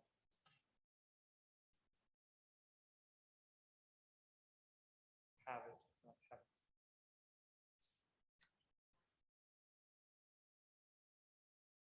Have it already, have the annual or the lifetime. Those who have the lifetime license already will not have to move to annual licensing. Does that cover you, Councilor Bronco? Yes, it is. To the amendment. Maybe you can wordsmith better. Well, I guess that's my concern. Is there something in the bylaw that speaks to a grandfather clause? And in other words, I think we need to say residents that have a current license are good until that animal passes or something to that effect. New customers, new residents with new. God, New really pet wordsmith. fees or animal fees. That would just say no annual or no lifetime pet or lifetime licenses will be issued only annual. And those who, So that's, the whole thing is switching to an annual. Yeah. Which is proposed in the bylaw. The amendment is to leave the grandfather clause in. Those who have the lifetime license already will not have to move to the annual licensing. So how that gets drafted up in the bylaw to be brought back, then. Yeah, I'll just put a section in there and say any, There is no grandfather. no, we were just gonna, So the wording, keep it in. Oh. there isn't. Then so please. implement a grandfather clause. There you go. Where's? So Joe can keep his cats. it's rid of mice. Yeah. Okay, let's do the amendment. So the license is for a particular animal. Yes. You can, and there's a non-transfer, so you can't transfer your license from one to the other. Is that stated? Yeah, that is actually stated Yeah, in it says section 12. The license issued pursuant to this bylaw is not transferable, and that's in the previous one too. So. As if the dog's tattooed or something, they find it. I guess for me, I'm splitting hairs here perhaps, but I mean, I understand the way it's written here. But are we grandfathering them so they, as it says here, they will not have to move to annual licensing ever? For that pet. For that animal. I'm For saying, that. so I'm saying, but we haven't stated that. We're saying they will not have to move to annual licensing. And I don't think that's exactly what we're trying to create here. For a pet that is currently licensed. Okay. Yeah. I'll make sure when I bring it back that that is actually clearly stated. Yeah, that if you have a license now, you can't buy 19 dogs in the rest for the rest of your life, but because you had a lifetime membership again, lifetime license. Your grandfather didn't come In to pass. 2021 doesn't mean that in 2065 you still qualify for that lifetime license. Yeah, Is that- because this reads the person, those who have the lifetime license, I'm the owner, I have the lifetime license, will not have to move to annual license. It'll have to be switched to the animal. Yeah. Yeah. Can we have something that has to do with memberships too? So I don't. Sure. Perfect. A while ago, it was a warranty. Counselor Bronco. Thank you, Tyler. So you're saying you're bringing this back? Yeah, we're only reading first and second. Can we not do all the readings today? Because if somebody's out here watching this, they're gonna go out there. Just and get all the license for. Just for common practice, because we are doing enforcement bylaws, we found that before we give third reading, we like to send it to the lawyer just for that. Oh, okay. Absolutely. And I don't think somebody's gonna go buy a bunch of pets now. You can't pre-buy your lifetime license for your future considerations. Because we're gonna bring in how many pets you can have. But you could, if you already have a pet that doesn't have license. True. Yes, Jump on lifetime it. license your pet Yeah. while you can. That's right. Yeah. Okay, anything further to the amendment? Those in favor? Carried. Back to the motion on the floor. First reading. Anything further? Ready for the question? Those in favor? Carried. Please read me second.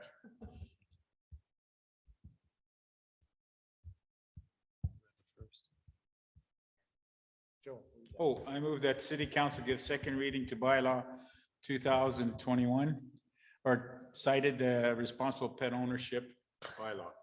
Moved by Counselor Bronco. Anything else? Counselor Nielsen.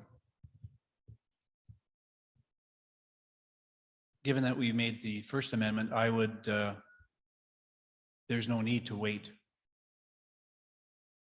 to implement an annual fee then. We could implement an annual fee tomorrow because it's not affecting those that are grandfathered. It's affecting anybody else who's now going to buy an animal. So effective tomorrow, I buy an animal.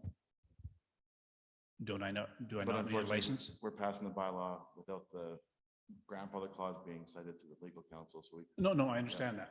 But by the time we get back to third reading. Yeah. Sorry, the fees, through the chair to Councillor Nielsen, the fees are part of the master rates bylaw, and that would be brought forward by corporate services. We weren't prepared for that because we figured we were just doing first and second. So in order to have the fee enacted, we need the other bylaw to be brought forward. Okay, fine, thank you.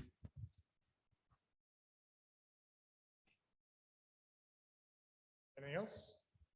Ready for the question? Those in favor? Carried. Item 9A, new.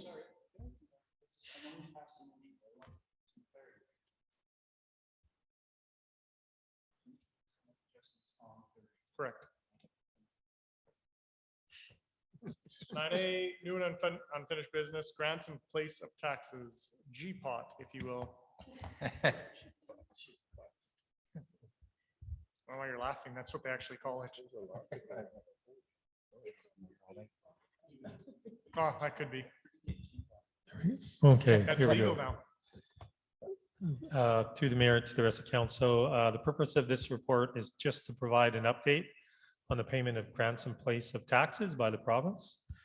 After a 50% cut in funding for the past 2 years, the 2021-2022 provincial government, the provincial government held the GIPOT flat. So effectively, we will still only get 50%, and that council received this report for information. I'll only receive it as information if you call it GPOT. GPOT. Okay. Thank you, Alan. I move that that the city council receives this report for information. Moved by Councilor Hillgarner. Any discussion? Ready for the question? Those in favor? Carried. 9B, development of vacant properties.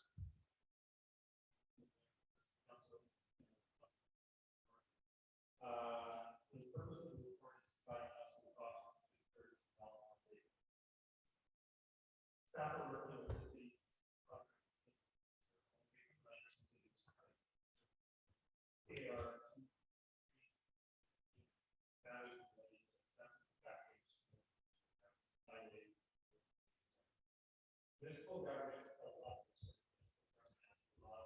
cities break out vacant lands on the residential development. Separate assessment process. To encourage development, the city could. My apologies, I turned it off. I think you should say Jibot again. GPOT, okay. I'll start over. My apologies. Normally my voice booms. The purpose of this. Okay. The purpose of this report is to provide council with options to encourage development of vacant lands within the city. Staff are working with the city's contract assessor to ensure all vacant land in the city is assessed in accordance with AR 203 2017 matters relating to assessment and taxation regulation as highlighted below. The Municipal Government Act allows the city to break out vacant land zoned residential and non-residential into separate assessment classes and assign different tax rates. To encourage development, the city could introduce 2 new assessment classes, Class 1A, vacant residential properties, and Class 2A, vacant non-residential properties, and set a maximum tax rate on the vacant non-resident properties at 5 times that of Class 1 residential properties. The reason for that is that business tax rate cannot be more than 5 times that of the lowest residential tax rate.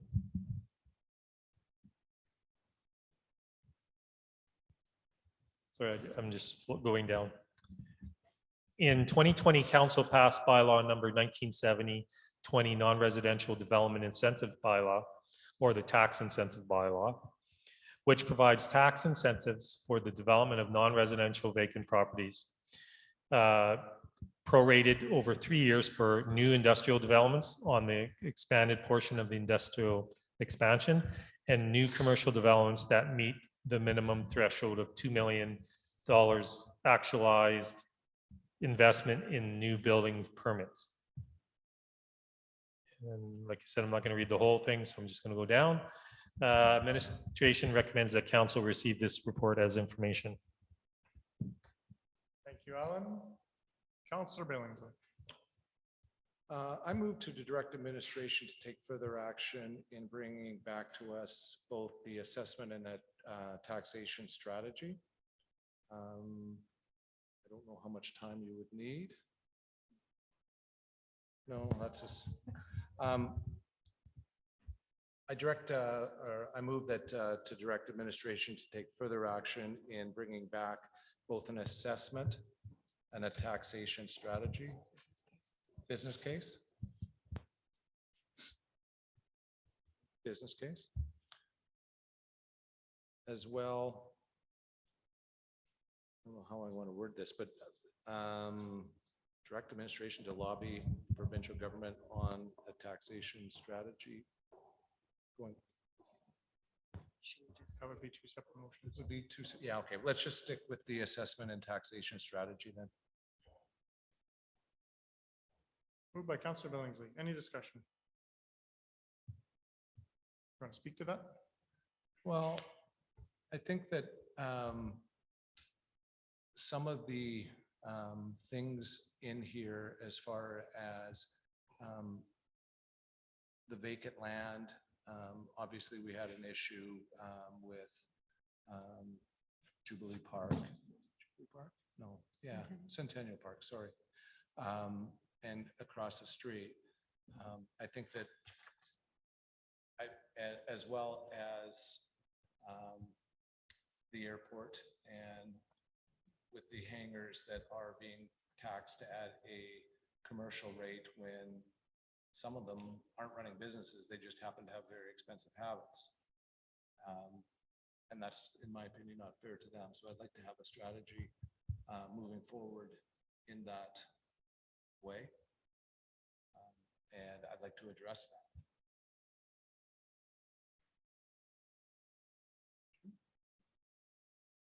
Anything further? Oh, I'm sorry. Move it to direction should take further action. Bring back assessment and taxation. Yes, I'm okay with that. Councillor Nielsen. Just for clarity then.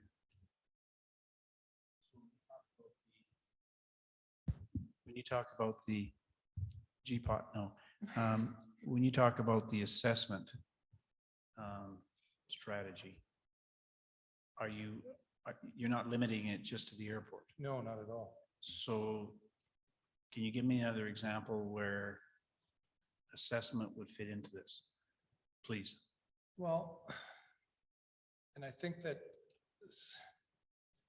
I've got grave concerns of, maybe not grave, I do have some concerns of where we're sitting on assessment. Period. And our assessment provider? Okay. All right, no, then we're on the same page. I understand where you're going. Right? Because we've asked the questions previously about assessment and our provider doing those services for us. Yeah, I'm good, thank you. And I guess, like I say, and I'll go back to the airport one. I'm not looking to give, we still need to generate, this sounds awful, we still need to generate the revenue, but it's got to be fair to everybody in the community. So I'm not looking to rewrite this whole thing, but I think it definitely needs to have another sober second thought, I guess. Councillor Hilgren. So Dean, that would sort of include vacant property in a high, would be high retail area or a high capacity that's just sitting vacant for speculation. Potentially.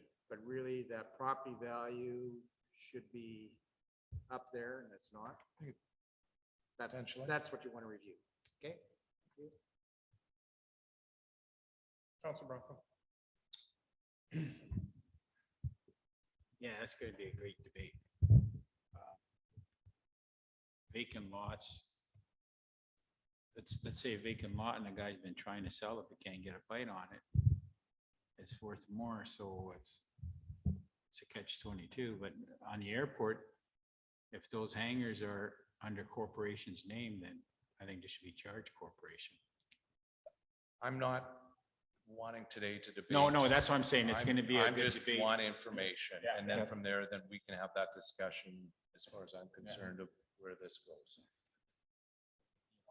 Yeah. No use debating until we got the information in front of us. Anyone else? Ready for the question? Those in favor? Carried. I don't know if I did necessarily, I guess I would need to direct administration. My concern is, where the heck was it in here about farmland? And I guess it's in the MGA, so there's not a whole lot we can do, but what we can do is lobby the provincial government on situations such as this. And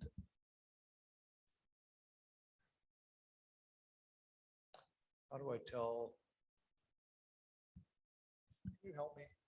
Like, how do we tell you to tell them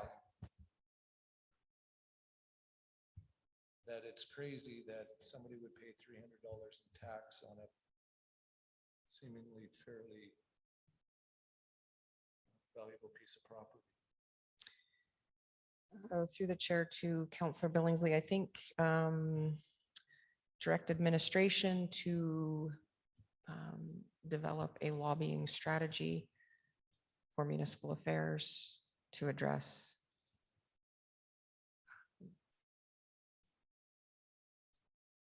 say discrepancies there. We've got to be able to address the assessment laws within a municipal setting, because we do understand that the assessment laws are to protect county farming, agricultural activities, but within a municipal setting, it's not really appropriate. And so, yeah, we could go through municipal affairs. We could develop the lobbying brief to go to municipal affairs to deal with the assessment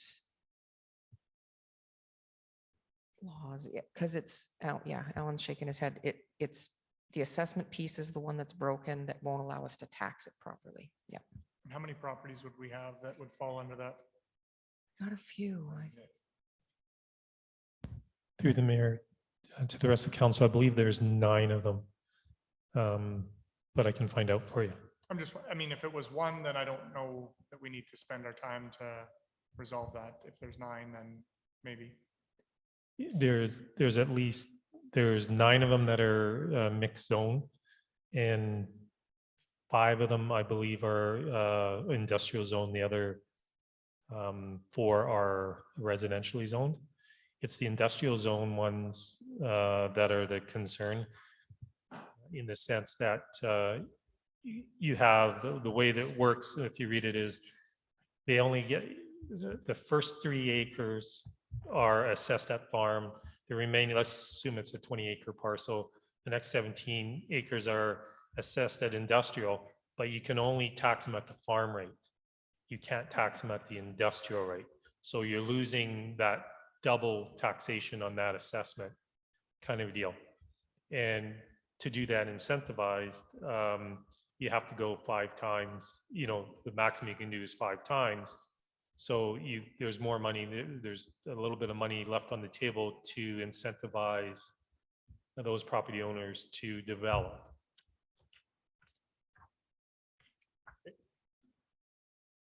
Councilor Bronco, did you have something on this? No. Okay.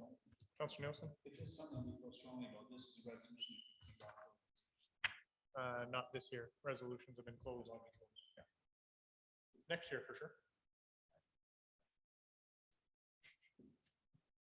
That's what this whole thing was about. We weren't sure. No, you know what? I was farmed, and then that land beside me is light industrial. So. Anything further? No, that's not grandfather.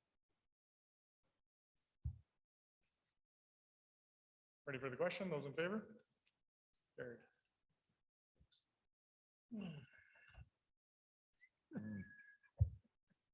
9C, formal information request on 21-019, utilization of unit 234.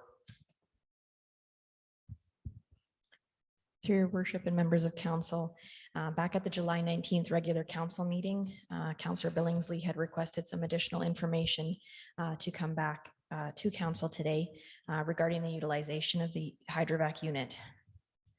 So the key change since administration did request the disposal of the unit back in September of 2020, we've had some changes in employees and the increased preventative maintenance plans or programs that we're working on right now.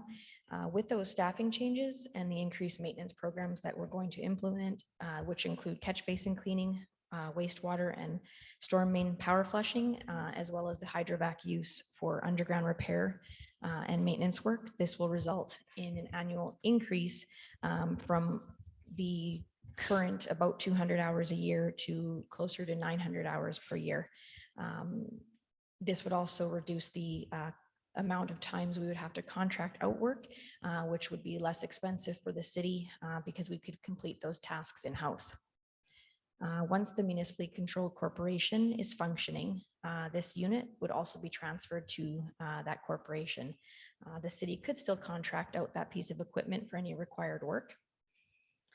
Along with that, the new street sweeper that was approved in the 2021 budget, that primary focus for that sweeper replacement was have better functionality. That was related to street sweeping. It would allow it to run across 2 different shifts. The hydrovac was only intended to do signage installations for the transportation department, and that they have been using right now for the current hydrovac unit. The proposed replacement uses a vacuum system to lift the debris into the hopper versus a mechanical system. The same principle obviously is with the hydrovac truck that we currently have. It is a larger design and will carry more debris. It lessens the amount of trips we're back and forth dropping off the sand that we pick up. This design also allows us to work longer in wet conditions because it doesn't affect the pickup for that. This also has reduced operating costs. So administration is still recommending the purchase of the new street sweeper on the basis that we will have savings or cost savings with our equipment pool, regardless of what happens to our current hydrovac unit. We do understand that there are a few suppliers within the region that do have some of these sweepers in stock right now. As well, keeping that this current unit or hydrovac unit, pardon me, will help the municipally controlled corporation with respect to the value of the organization and its assets. And then again, with the changes in staffing, it does make sense to keep the hydrovac unit to save the city money and then potentially eventually reducing the utility rates. Councillor Billingsley. I move that City Council approves the tendering of the vacuum street sweeper that was approved a part of the 2021 budget. I'm good. Okay, Councillor Nelson.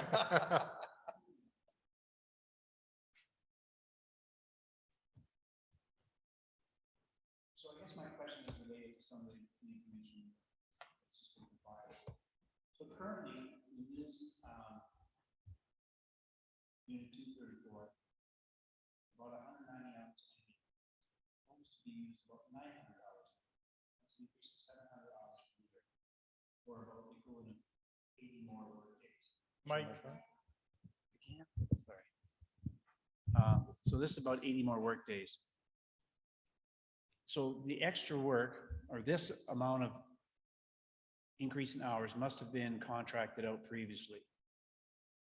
So as we now take our staff and move them on to the vac truck, so we can pick up an extra 700 hours or 80 days,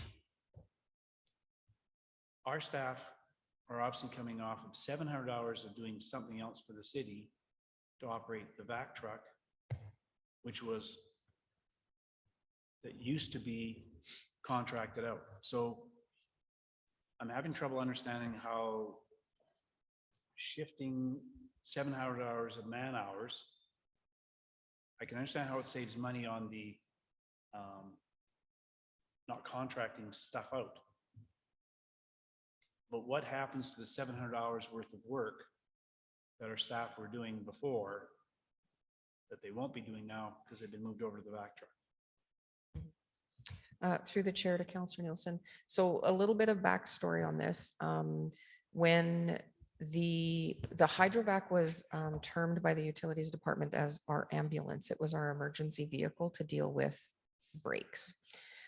When we started looking at the department as a whole and what they were doing and spending their time on, first of all, it came up and said, well, if you're not using this machine for 900 hours a year, it doesn't make sense to have it because we can contract that out cheaper than owning it.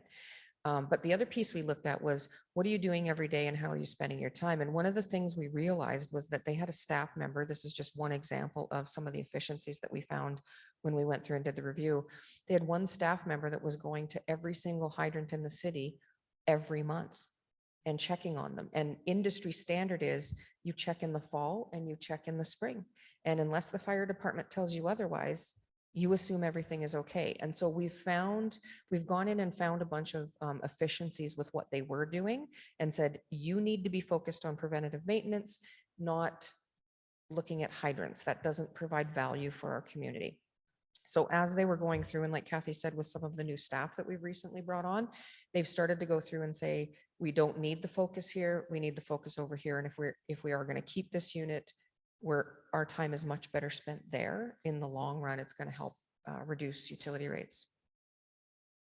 So it's not, we're not taking them away from work that was really important, in our opinion.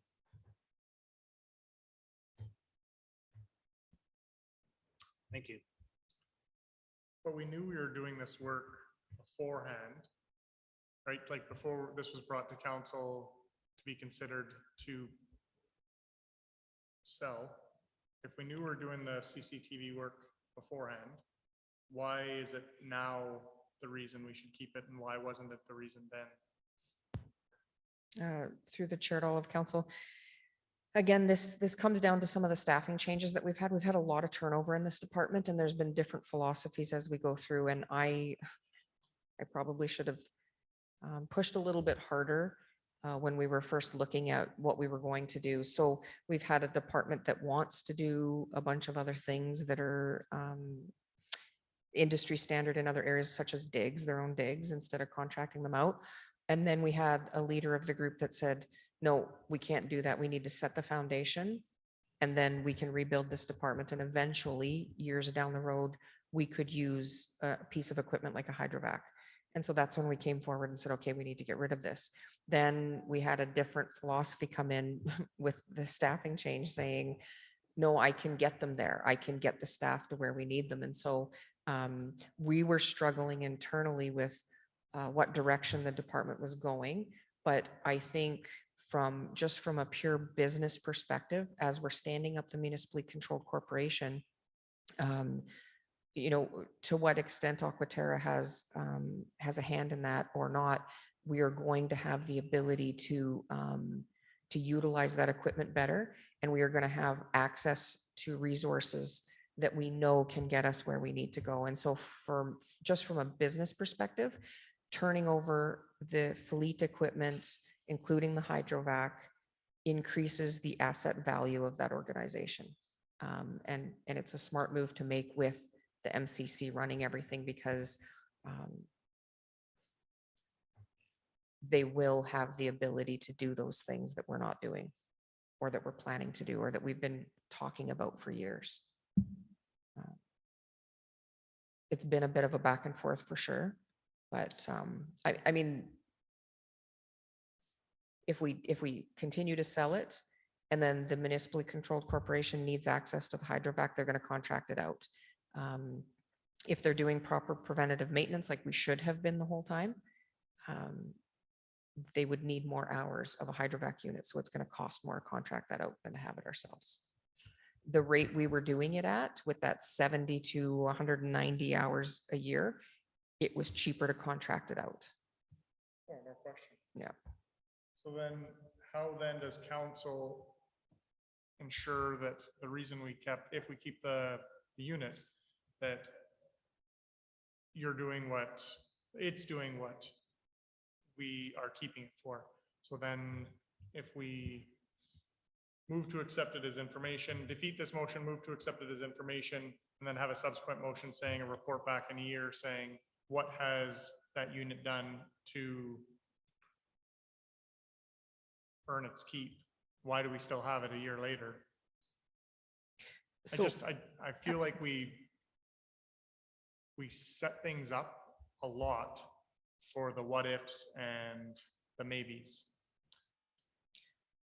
I think the way that we control this moving forward, so the municipally controlled corporation board of directors will be council. And there'll be a requirement to report back to the community annually on what they're doing and setting up. I think when we start to set up the municipally controlled corporation and we outline what the expectations are, we say to them, the expectation is that you will do these services, provide these services to our community, and then you report back on that annually. And so then it becomes the business of the MCC to make sure that that's being done. And they're going to have access to a lot more staff than we did. Councilor Billingsley. To me, this almost seems like two different things. And to me, this was to replace the street sweeper. To me, seems like a whole different topic of dealing with the hydrovac unit. It is two separate agenda items. Right? Well, we haven't voted on. What we had talked about was, or what I made the motion was to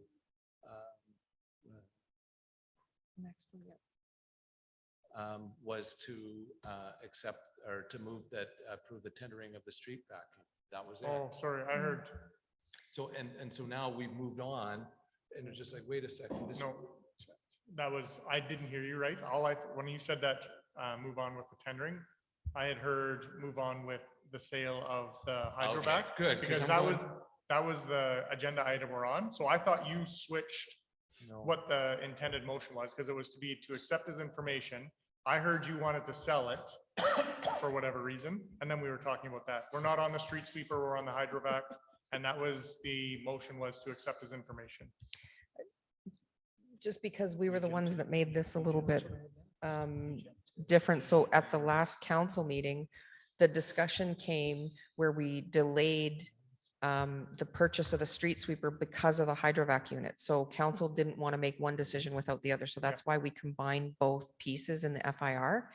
And then we have a separate motion or request for decision to continue to allow us to do the tender because you stalled us on that. So we wanted to show both because at the last council meeting, there was a why would we buy the sweeper if we're going to keep the hydrovac? And we're trying to show that they're two different pieces and they have different functionality. So that's why they're both together. Perfect. I apologize. And The I do reason why too. I jumped- no, I don't have about the hydrovac in my agenda. 9C. We kept it from you. Yeah. Okay, so 9C is the formal information request on the utilization of unit 234, which is the hydrovac.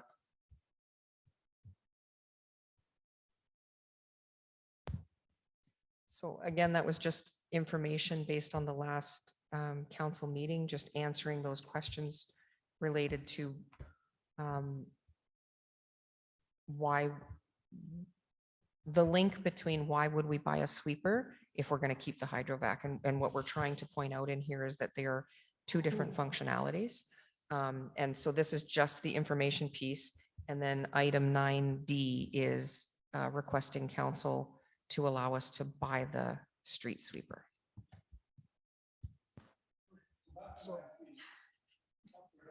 So can I make a motion so we can get done with, okay. Please. I yes. move that the city council receives the formal information request for information. Moved by Councilor Hillgartner. Any discussion on that? Which we had discussion on. Well, some of us did, Further some of us discussion. didn't. I'm not connecting the dots very well. Me neither, obviously. Okay. To the motion on the floor. Which is. Accepting the Accept the information. information.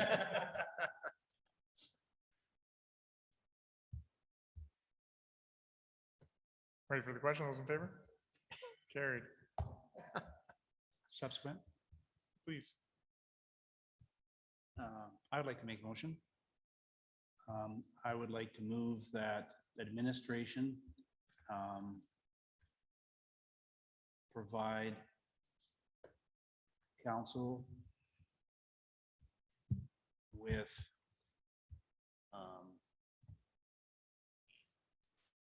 the use of unit number 234 to ensure at the end of a fiscal year or whatever, to ensure that we are utilizing that piece of equipment as we're being informed here. You guys speak to that? Please.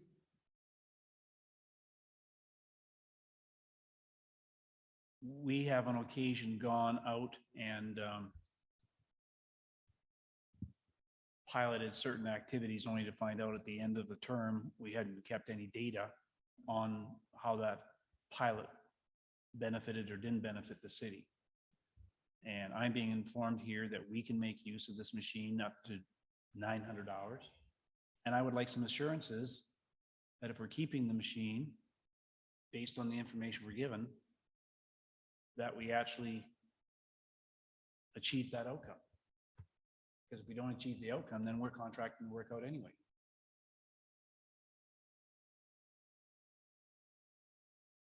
And maybe we're contracting out 247 hours as opposed to 900. Well, we won't know that unless somebody keeps some data.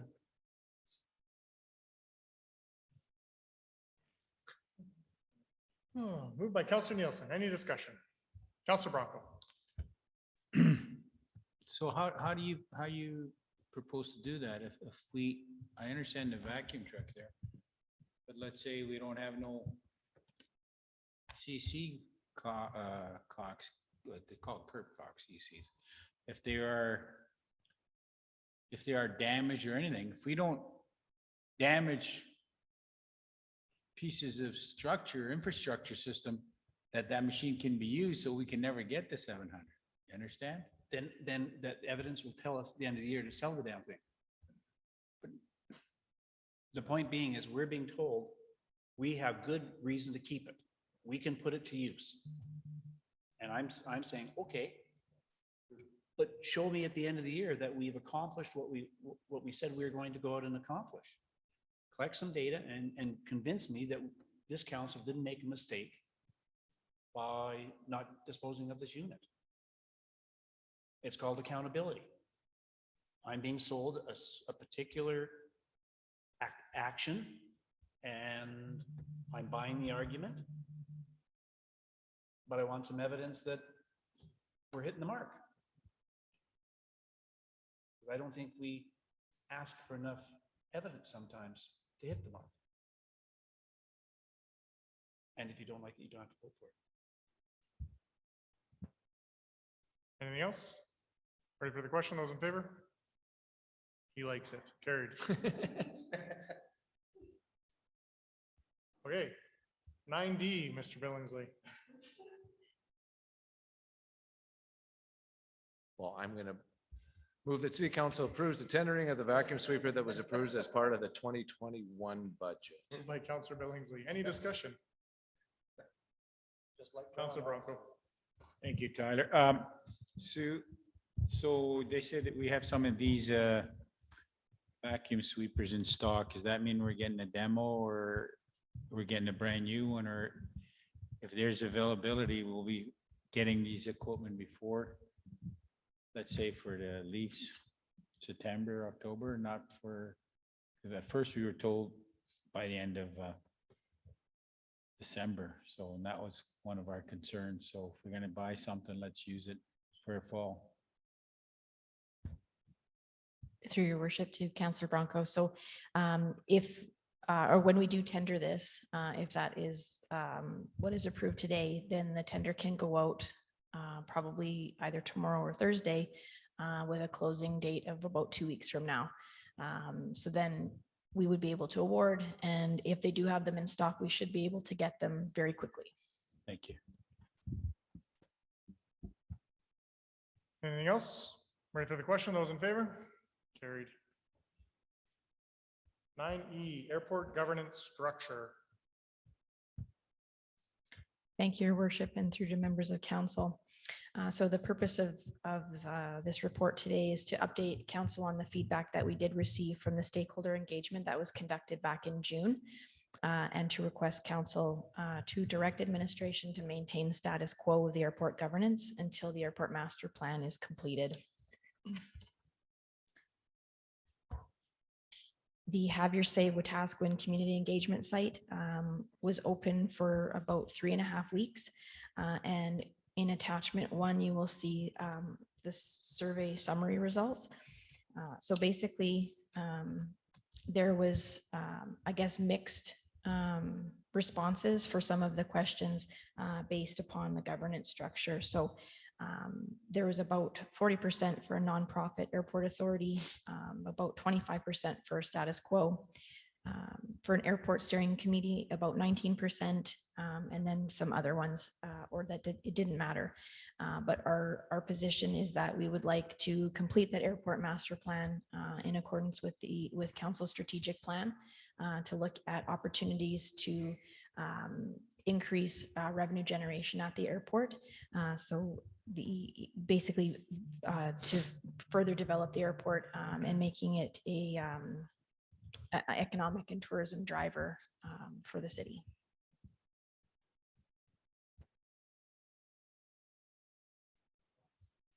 Move that council directs administration to maintain status quo of the airport governance until the airport master plan is completed.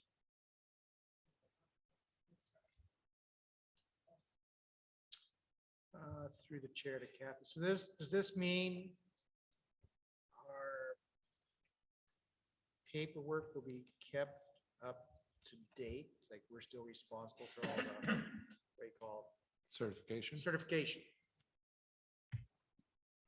Is that being looked at? Like we're doing it still? Through your worship to Councillor Hillgartner, yes, everything for our certification for the airport will be maintained. Everything will be as it is today. Perfect. Thank you.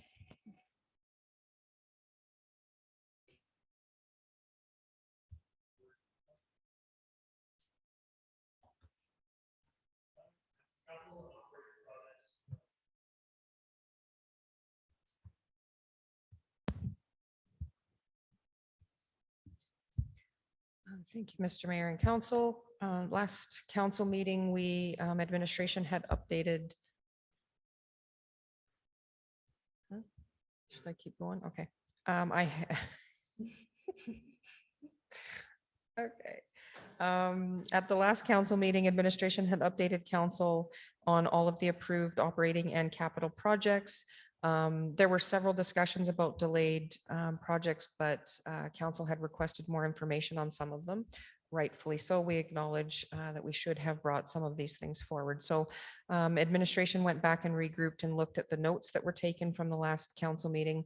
The tennis courts was one area that we had a quick look at, and we would be recommending that council change the scope for us so that we could get that work done this year if you so desire. So Kathy's team went back and looked at the potential of doing an asphalt overlay and doing some minor base repairs at the tennis courts rather than the really fancy finish that was presented as part of the budget. And so that work could still be done this year. And it could be done for a savings. At the time that we were writing the report, I didn't have the exact number, but it was anticipated that at least $25,000 could be saved off of that $110,000 budget, depending on how many base repairs needed to be done. So that's the one change that we had made a recommended motion for. The second piece, administration had talked about utility projects that we were delaying. Obviously, that should have been a council decision. So we're recommending that they still be delayed because they either came in over budget or were not put out prior to the last meeting. And we had told staff we knew we were going to get too high of rates, so don't bother putting them out at that point. Now, if council did want us to put those out, We certainly could, but we're suggesting that the rates would just be too high. And so we are looking for your buy-in to delay those. And Kathy has been working with Andrew's team to make sure that they have their tenders ready and that they're going out in January. We even talked about potentially in December, putting some out to say, get everybody ready, obviously pending budget approval, but starting to get the work out so that we could get bids in that were competitive. The third piece that was talked about was the life cycle maintenance work. So the bulk of the work was being done over at the rec center. And what we found was that in order to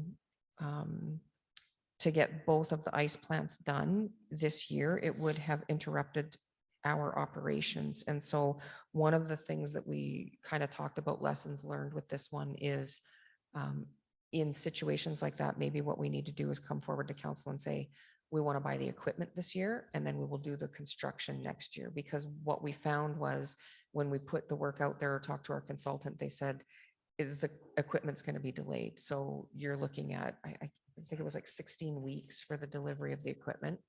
And so we're going to look at tendering some of these projects differently moving forward and making sure that we're working within the user group. So we're not hitting times where the ice is in high use and that sort of thing.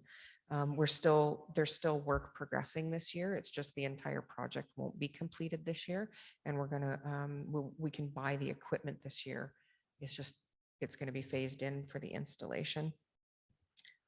All other capital projects that were discussed are still planned to go ahead. They've either been tendered or are closing shortly. And then there were no other concerns at the last meeting related to any of the operational projects. So currently administration is looking for council's approval of the change of scope for the tennis courts. And then we would be obviously open to any other discussions you wanted to have about the other projects.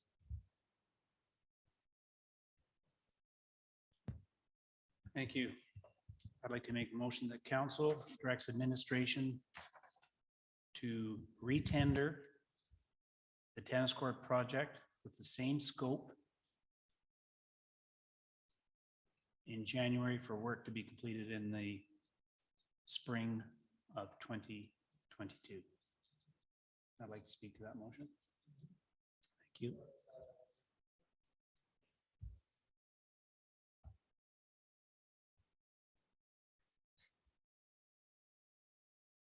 You good, Karen? Okay.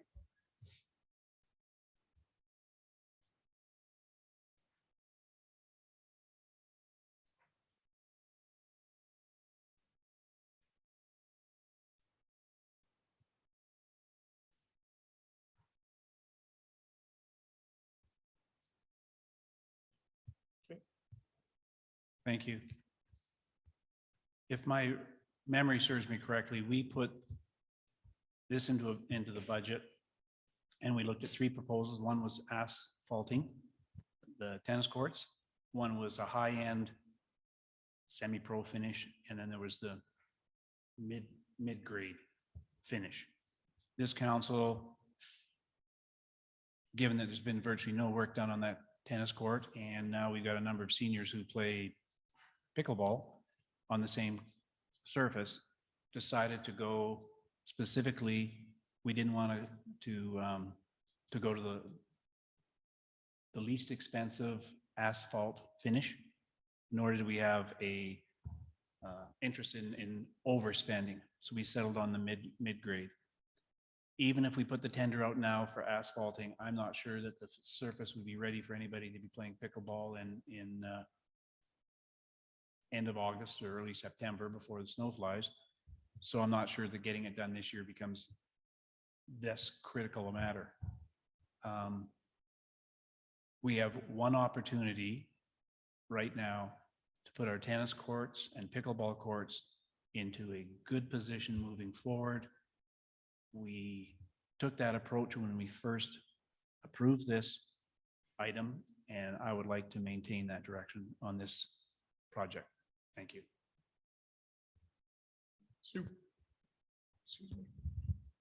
Through the chair to Councillor Nielsen, could I request that we change spring to summer? Usually the frost isn't out of the ground until June. Sure. Or we could even pick a month in summer, like by mid-July. I'd be happy for work to be completed in 2022. If I could make that change, please, Karen. Just take out spring. But I would like the tender to go out early, because I think that's how we missed the boat the first time. Anything further? Councillor Hilgard. To my friend Counselor Nielsen, so you want us, because I assume if we get it asphalted, it'd be ready to go right away in the spring, because it'd be done this fall. So you're suggesting that we're gonna wait almost another year because you're gonna miss out basically June and July to do your project. I know you're eager to play pickleball. No. And then- Yes, I am. Okay. I think it's worth the wait to do it to a standard that we set for ourselves and that we communicate to our community that we are going to do it. And then to turn around and say, well, we got the tender out late, so now we're looking for the third best option here, and we're going to save ourselves a little bit of money.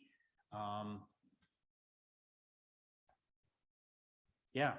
I'm just Yeah. wondering what the guarantee is that it'll get done next year, though, even you know, with what's going I on. have no idea what the guarantees are. I guess the tender process, the tender process would tell us that. Okay.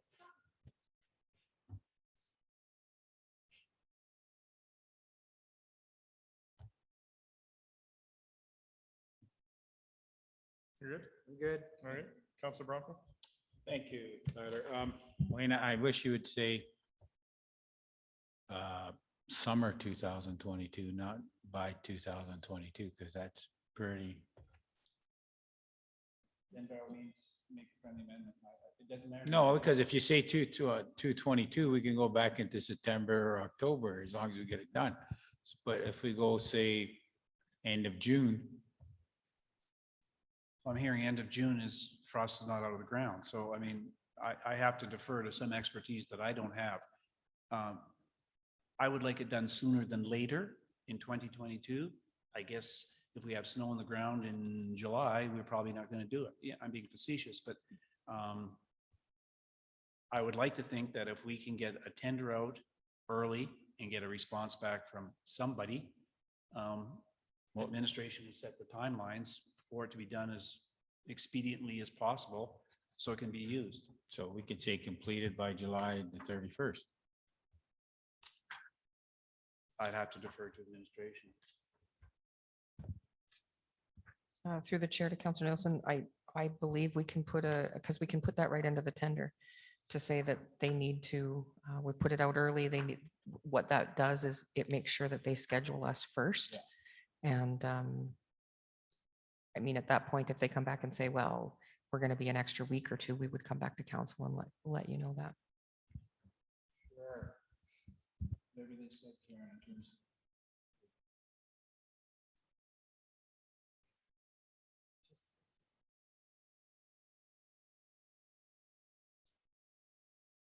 we have it instead of completed in July, completed by July.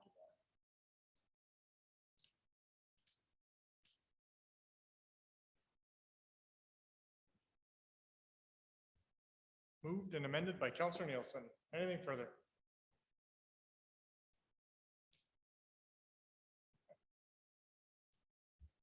Ready for the question? Those in favor? Carried.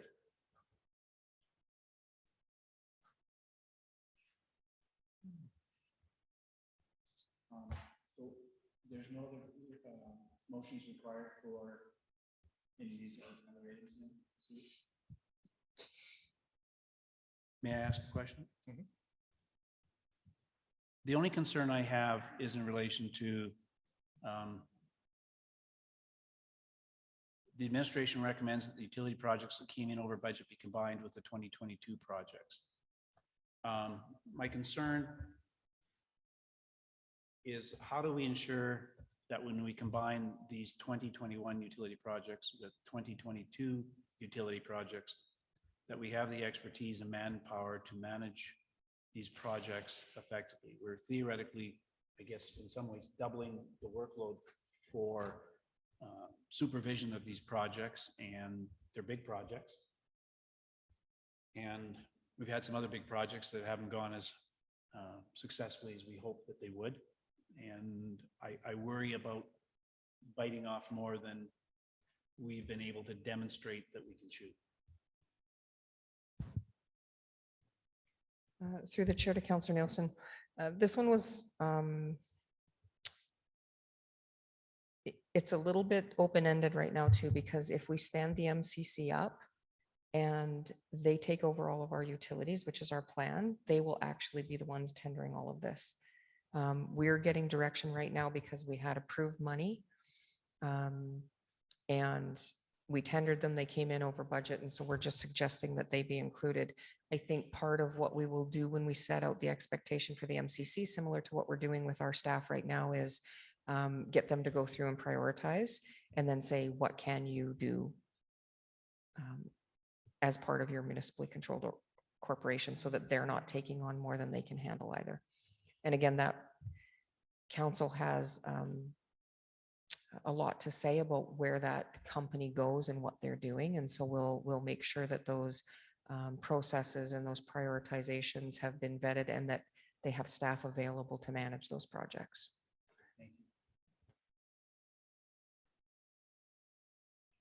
Councillor Billingsley. Nope, I'm good. You're good? Councillor Blatz? Perfect.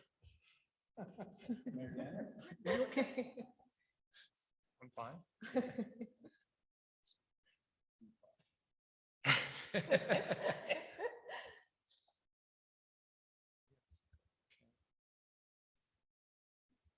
We're good? Ready for the question? Those in favor? Carried.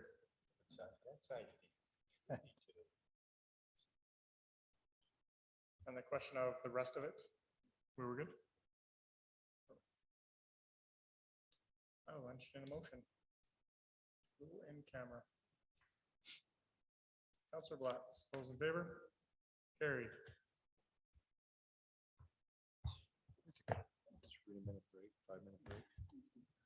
Can we take a 5-minute break? Please.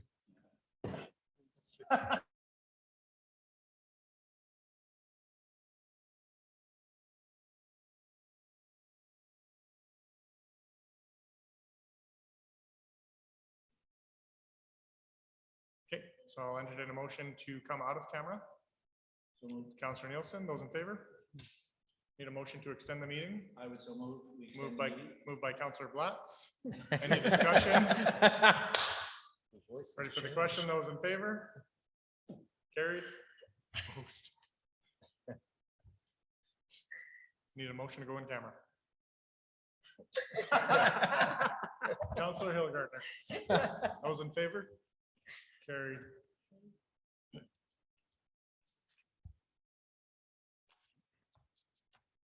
And a motion to come out of camera. Councillor Lonsdale, those in favor? Carried. I think we have to give direction on tax cancellation. So I think the motion would be that there will be no tax cancel, however you want to wordsmith that. Council deny the property tax penalty cancellation request for tax roll number 261000. Moved by Councillor Nielsen. Any discussion? Ready for the question? Those in favor? Carried. Thank you. Councillor Sue, do you want to make a motion? Adjourn. Councillor Bronco, move to adjourn? Or do you want to stick around for a while? I'll move to adjourn. Moved by Councillor Bronco. Those in He was favor? asleep, you woke him Carried. up. Thank you. Oof. Okay.